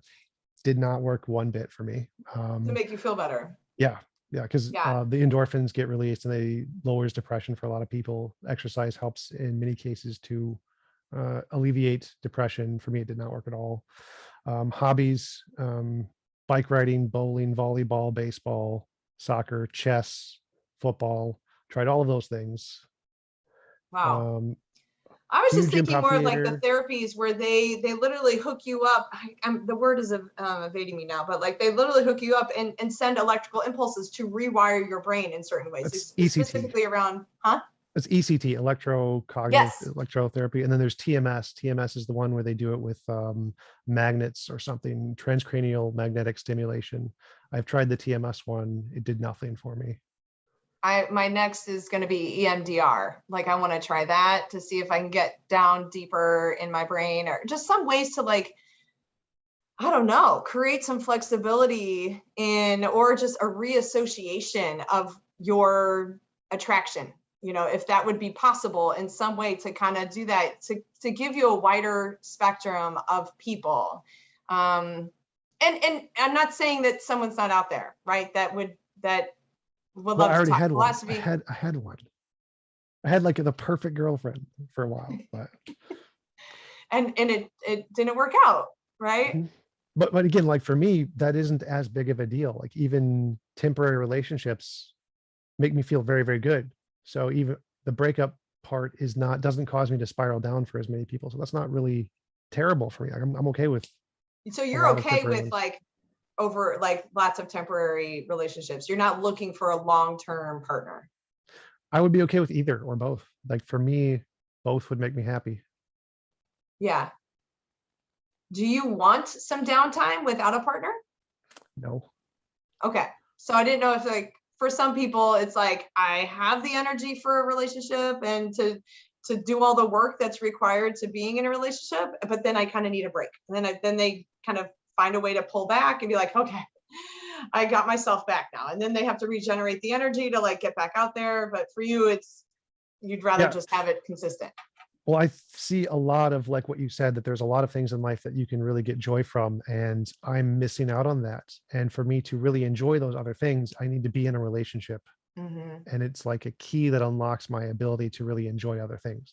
So like Mm-hmm. when I was in that relationship, I was able to enjoy going to the movies with her, going to volleyball with her, playing spike ball with her, doing all of the normal things that I was just doing as a job, essentially to like a means to an end, Yeah. became fun. I started to enjoy being a part of life when I'm in those relationships. I started to think about my YouTube channel and like, where can I take this? What is the future? How can I grow? And these things Mm-hmm. started to become emotionally important to me. As in before, they were just like, I'm doing this for money. I don't care. It doesn't really matter. It's just a job at McDonald's essentially. And Yeah. after being in a relationship, my special interest kind of shifts to growing and learning about life in general, because I now have that ground of what makes me happy, and I can use that and build off of it to enjoy the other things in life, which I don't really feel without that relationship. No, I think I really understand it. It gives meaning to your life. It gives excitement and, the forward thinking enthusiasm. I feel that too. You're kind of like in this lower end, you're just trying to get through the day and the winters are really hard and you're just trying to get to that next potential relationship that could make you feel like you're dancing on clouds. Yeah, that is a challenge we all have. It's interesting um, how difficult then that is to have such a specific type, which that's what the dating apps are for, right? You can set in your height, you can set in your age, you can set in your location, and like we can formulate all of those things. I can't tell you how many times I've been to the end of Bumble. Like you get that sign that's like, oh, we've reached all of your options. You have to expand your search, or, you know, and okay, Cupid, I think I've done that. Like it's hilarious. And I'm not willing to wiggle on some of these things. And I'm not trying to ask you to wiggle on what you're attracted to. We all deserve to be with somebody that we're attracted to, that makes us feel alive and beautiful. I also wanted to mention that too. Like a lot of people with autism, the people who they talk with are like, oh, well, can't you just change your special interest? Or is there any way that we can make some wiggle room there? And that is terrible for someone with autism to hear. They hate that. It's so bad. And Hate all that the question. research, well, that's like, to use a very uncomfortable example, it's like conversion therapy for someone who's LGBTQ. It's so fundamental to who they are. Saying, can you change that, is like a complete like diversion from their identity as a human being. Oh, wow. And I And just did that. yeah, but I'm so sorry. it's all right. But so that a lot of research has been done on that. Special interest can change, but it usually happens naturally over time. But I don't think no therapies have been done to manually change special interest. That's not like a thing I know about. Oh, I just feel it right now. My gut is like hitting the floor of like, I just did that. Like, I just made it like, you aren't okay the way you are, and you need to fix it with an electrode on your brain. Like, what? Yeah. Oh my gosh. In my mind, I'm like, oh, let's broaden your horizon. Like, I obviously didn't realize that, Okay, yes, that's that makes normal. total That's sense. for a lot of people, that's really normal because it seems strange and foreign to have these kinds of desires. And so, well, what could possibly help that? You're thinking out of it from a way to try and help. You're not thinking of it as a judgmental way. You're just trying to think of solutions that could possibly make my life better. And so I appreciate you being open to that and trying to find solutions. And I recognize you're not trying to be insulting in any way No. by saying that. No, but I could see, I love the connection to LGBTQ, because of course I wouldn't go up to a lesbian and be like, do you think you could try being with the guy? I mean, just give it a go and see how, like, never would I do that. Of course, I don't think that that's, what would even be appropriate. So I really appreciate you pointing that out and like giving an example of, of something much more obvious.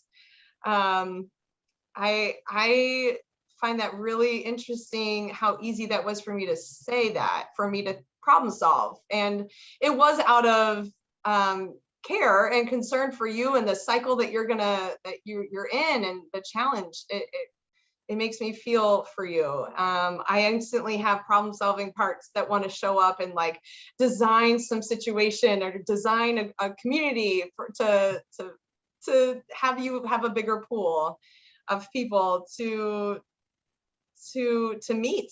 Yeah, that's the thing I've been looking for the most, is a community. Yeah. Because I'm an introverted, meeting people is the hardest thing. And I realize how much I really would have liked to have a community growing up. And I'm missing out on that was such a huge thing that back then I saw no value in community. But now I realize how important friends and family are, how important those kinds of communities are. And even though I'm an atheist, I don't believe God exists, I look at churches and I envy the kinds of communities they have for people. They have youth groups and pastor groups and friend groups, and there's a million groups in any church you go to where you can just meet all of the people you want.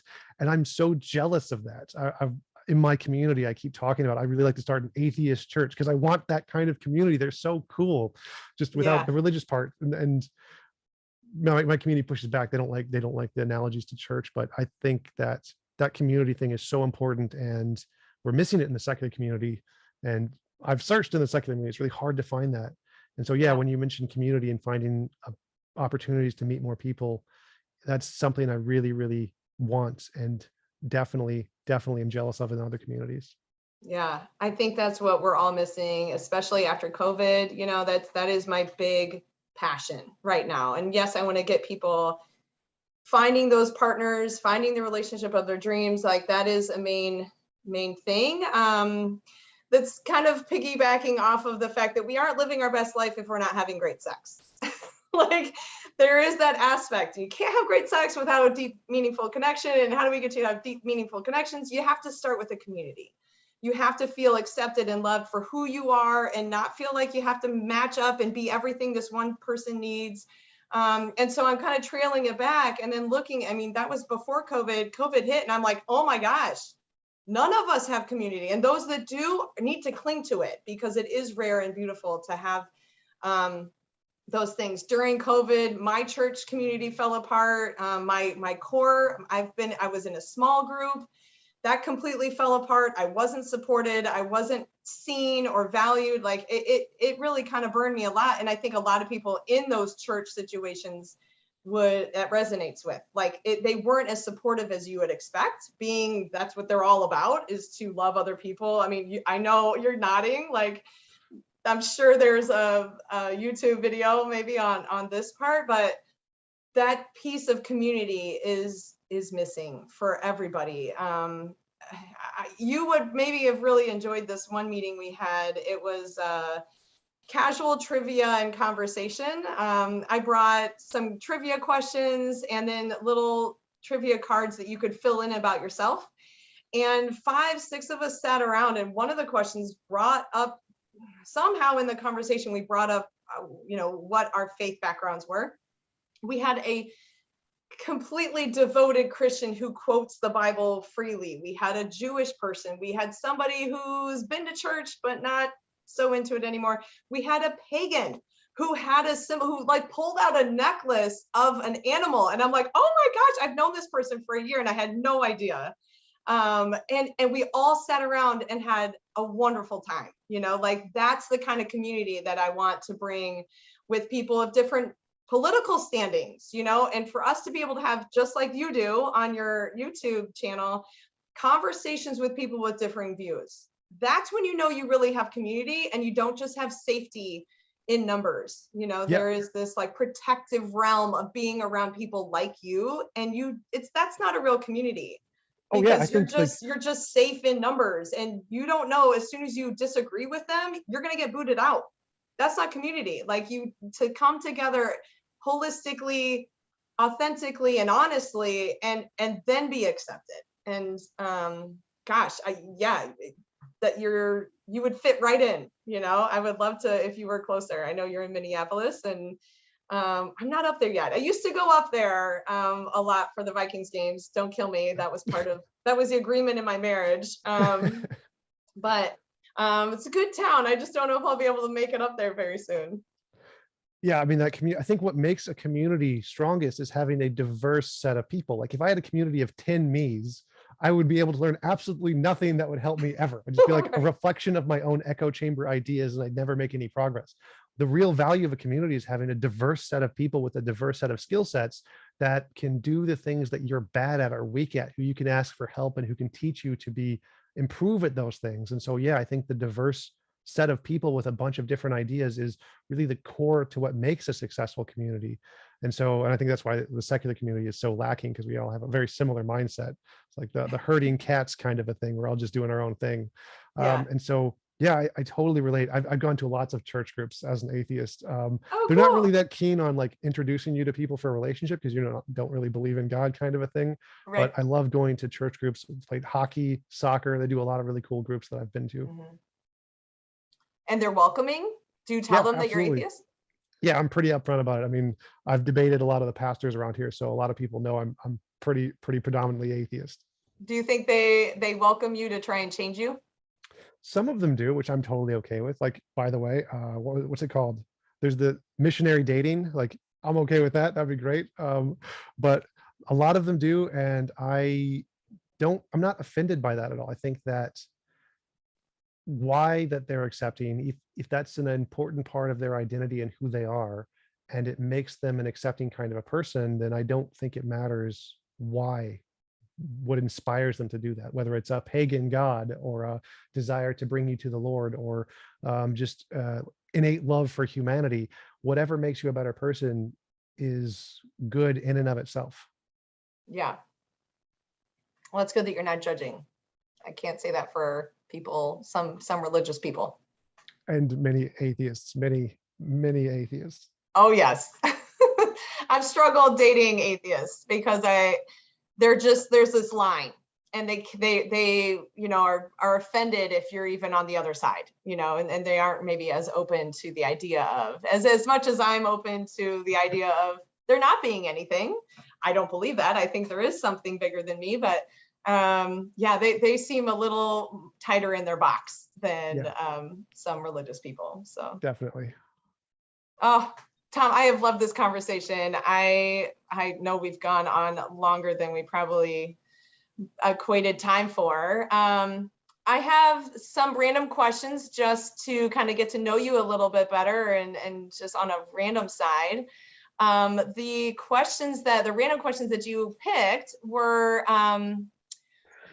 let's see, which ones do we not talk about? You said, what relationship skills come easily to you? Which ones don't? Top 5 values that drive your choices, and favorite way to spend a Saturday afternoon. Let's talk about, just real quick, your favorite way to spend a Saturday afternoon.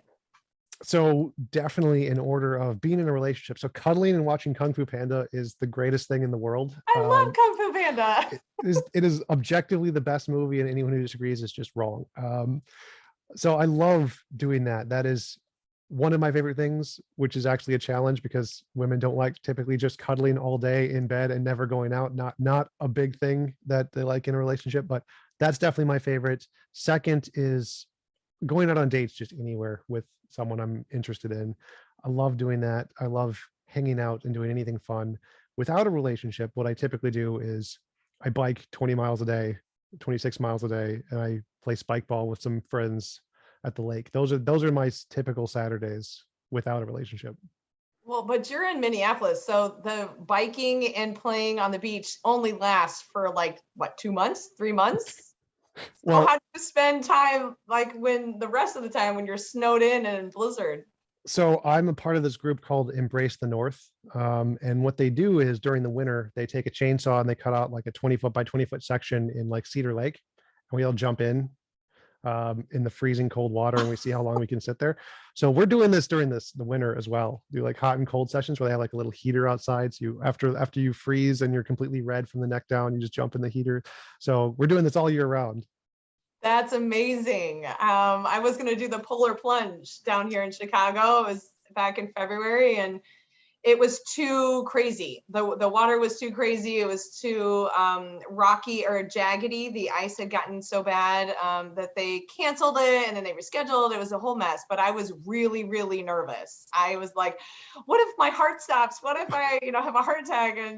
But then I've watched have you ever seen Gwyneth Paltrow's Goop Lab? I have Thunderfoot, one of the YouTubers I follow, has done quite a number of things on that. Oh, really? Yes. I love that. I just heard that, and Sex, Love, and Goop are like, I want to be that. I want to live all of that. And one of the episodes in Goop Lab was the ice bath, the ice water. You're nodding like you've seen it. And I'm like, after that, I'm like, all right, I'm going to start taking cold showers. And I'm just not there yet. I get in there and it's warm, and then I slowly turn it cold. And then I'm like, oh, but it's just so much nicer to make it warm. And I Yep. need to like put it cold first. So I just get in, it knocks the wind out of me. And then, because it's incredibly healing. I mean, that's probably a source of health for you by getting into that freezing water. Oh yeah, it helps a lot in the same way as doing something that's outside of your comfort zone. It gives you like a shock value, releases the endorphins, and it really prepares you for more things during the day that are stressful, but they're not going to be as stressful as jumping into an ice cold shower in the morning right when you wake up.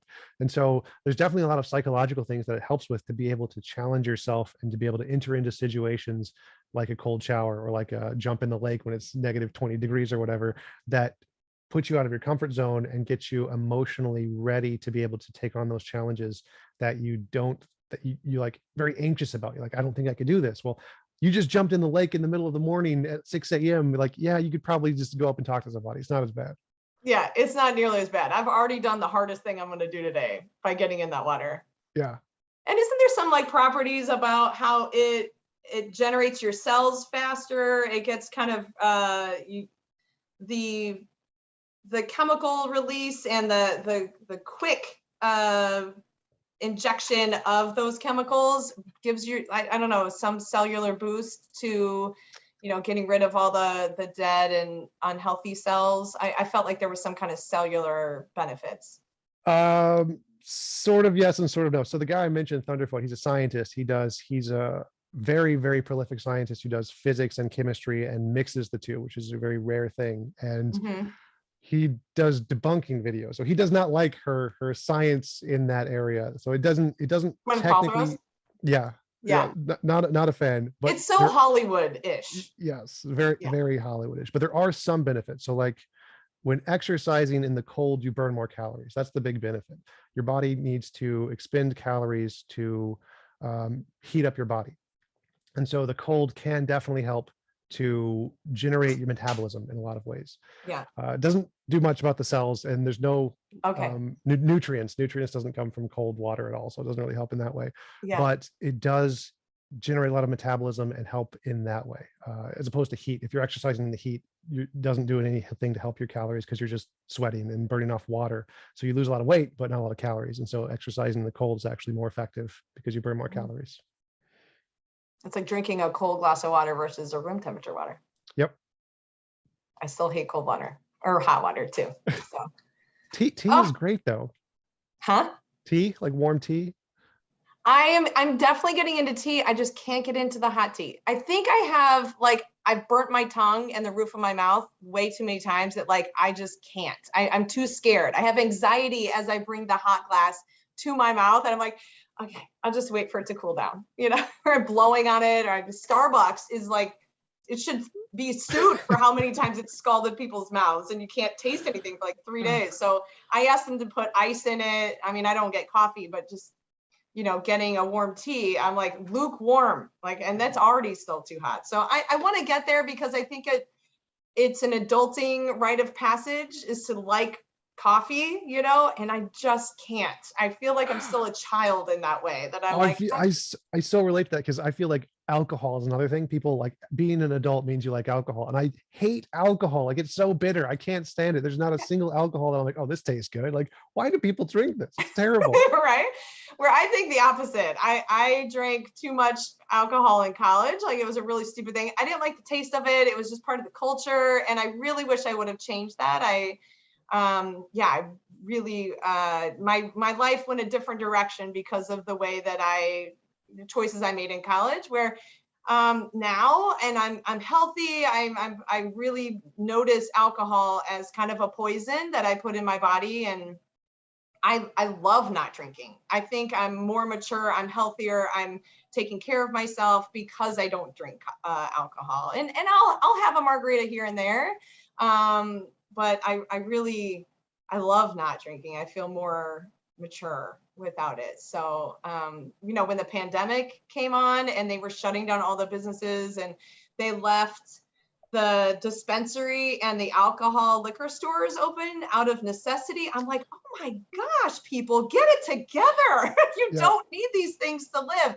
It's actually hurting your immune system and your overall health by partaking in these things. But it's literally a poison. Alcohol is literally a poison. So it's not a healthy thing. No, it doesn't do anything positive for your body. It ruins your body. So yeah. But I can't, I'm embarrassed because I can't even finish something. I eat a hard cider, a super sweet, typical alcohol drink. And I'm like, this is so bitter. I can't drink it. It's so terrible. And it makes me feel like such a kid when I'm in this bar with lots of people just drinking, chugging whiskey and stuff. I'm like, oh, it's so disgusting. What am I doing? Well, you could try what I used to do in college sometimes when I knew it was going to be a big drinking night and I didn't want to drink that much. I would talk to the bartender. I'd be like, hey, when you're serving vodka shots, can you put water in mine? Or can you, or I would literally shoot it and throw it over my shoulder. And everyone else is shooting their shot that they wouldn't notice. And, I have fun. I can dance and be silly without alcohol. So I would, they wouldn't know. And now when I go to events, and some people, I purposely pick places and events. I design it so it's not about drinking. It's available if you really want it. You have to go to the bar. I'm not bringing a bar list or a drink list. I'm not hosting drink tickets. Everything. I don't think dating mindfully and in a healthy way involves alcohol. We make poor choices. We have parts that show up that try and take over and make bad choices for us in general because we have ingested some poison or alcohol. And it creates a more authentic experience. But some people are not comfortable yet with themselves and they need a little icebreaker. They need to warm up a little bit. And so it is available, but it goes so much better when people don't. In order to kind of make people feel comfortable though, I'll get like a ginger ale with a lemon in it. You know, it gives me that little like bubbly that makes me feel kind of fun and, you know, fancy. Maybe it makes people think that I'm drinking alcohol, but not that they need it, but just that it's a relaxed setting and that there isn't any judgment. But I definitely know that I'm not drinking alcohol when I'm hosting events. But even when I go out on dates now, there was one guy I dated, first guy I dated that absolutely did not drink. He's maybe had like a sip in his whole life. And he hated it, didn't, just like you, super bitter. And we went out dancing for like 5 hours, no alcohol. Like I could do that. I didn't think anybody else could do this. And we had a blast. Everyone else, all these like, you know, 20-year-olds, or then we went to another place that was much older and we had a great time. And then after that, I'm like, I'm not drinking again. Like, why do I need to drink if I can go and dance like a crazy person without any alcohol?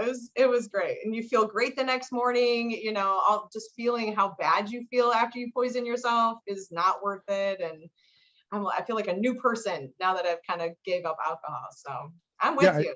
And there's I more feel, of us than you think. yeah, for sure. I think it's like a cultural thing that it makes people feel like they can be more loose. Like it's some kind of a laxative to make them be able to be more social and overcome the social anxiety that they have. An Yeah. excuse to be able to be more crazy and say, "Oh, it was the alcohol, not really me." Oh yeah. So I think that's for normal people, alcohol is a way to overcome their social anxiety. And a part of me was like, I wanted to try that to see if it could work for me. Unfortunately, it did not work for me, and it was disgusting. Yeah. Well, you'll be healthier for it for sure. That's awesome, Tom. Is there anything else you want to talk about before we close it off? I don't think so. We talked for like 2 hours, right? That was a I long know. time. Very easy to talk to. This was really great. Thank you, thank you. I've had a lot of practice. Yes. Well, I would love to. I know you're in our meetup group, and if there's some events that I have virtually, I'd love for you to join, and maybe we can touch base and see how dating's going later on. Sure, absolutely, sounds great. Let me know if there's anything I can do to help. Will do. Thanks, Tom. Great, it was great talking to you. It was a wonderful experience, and I will talk to you later. Yes, definitely. Thank you. Bye. Oh, bye bye.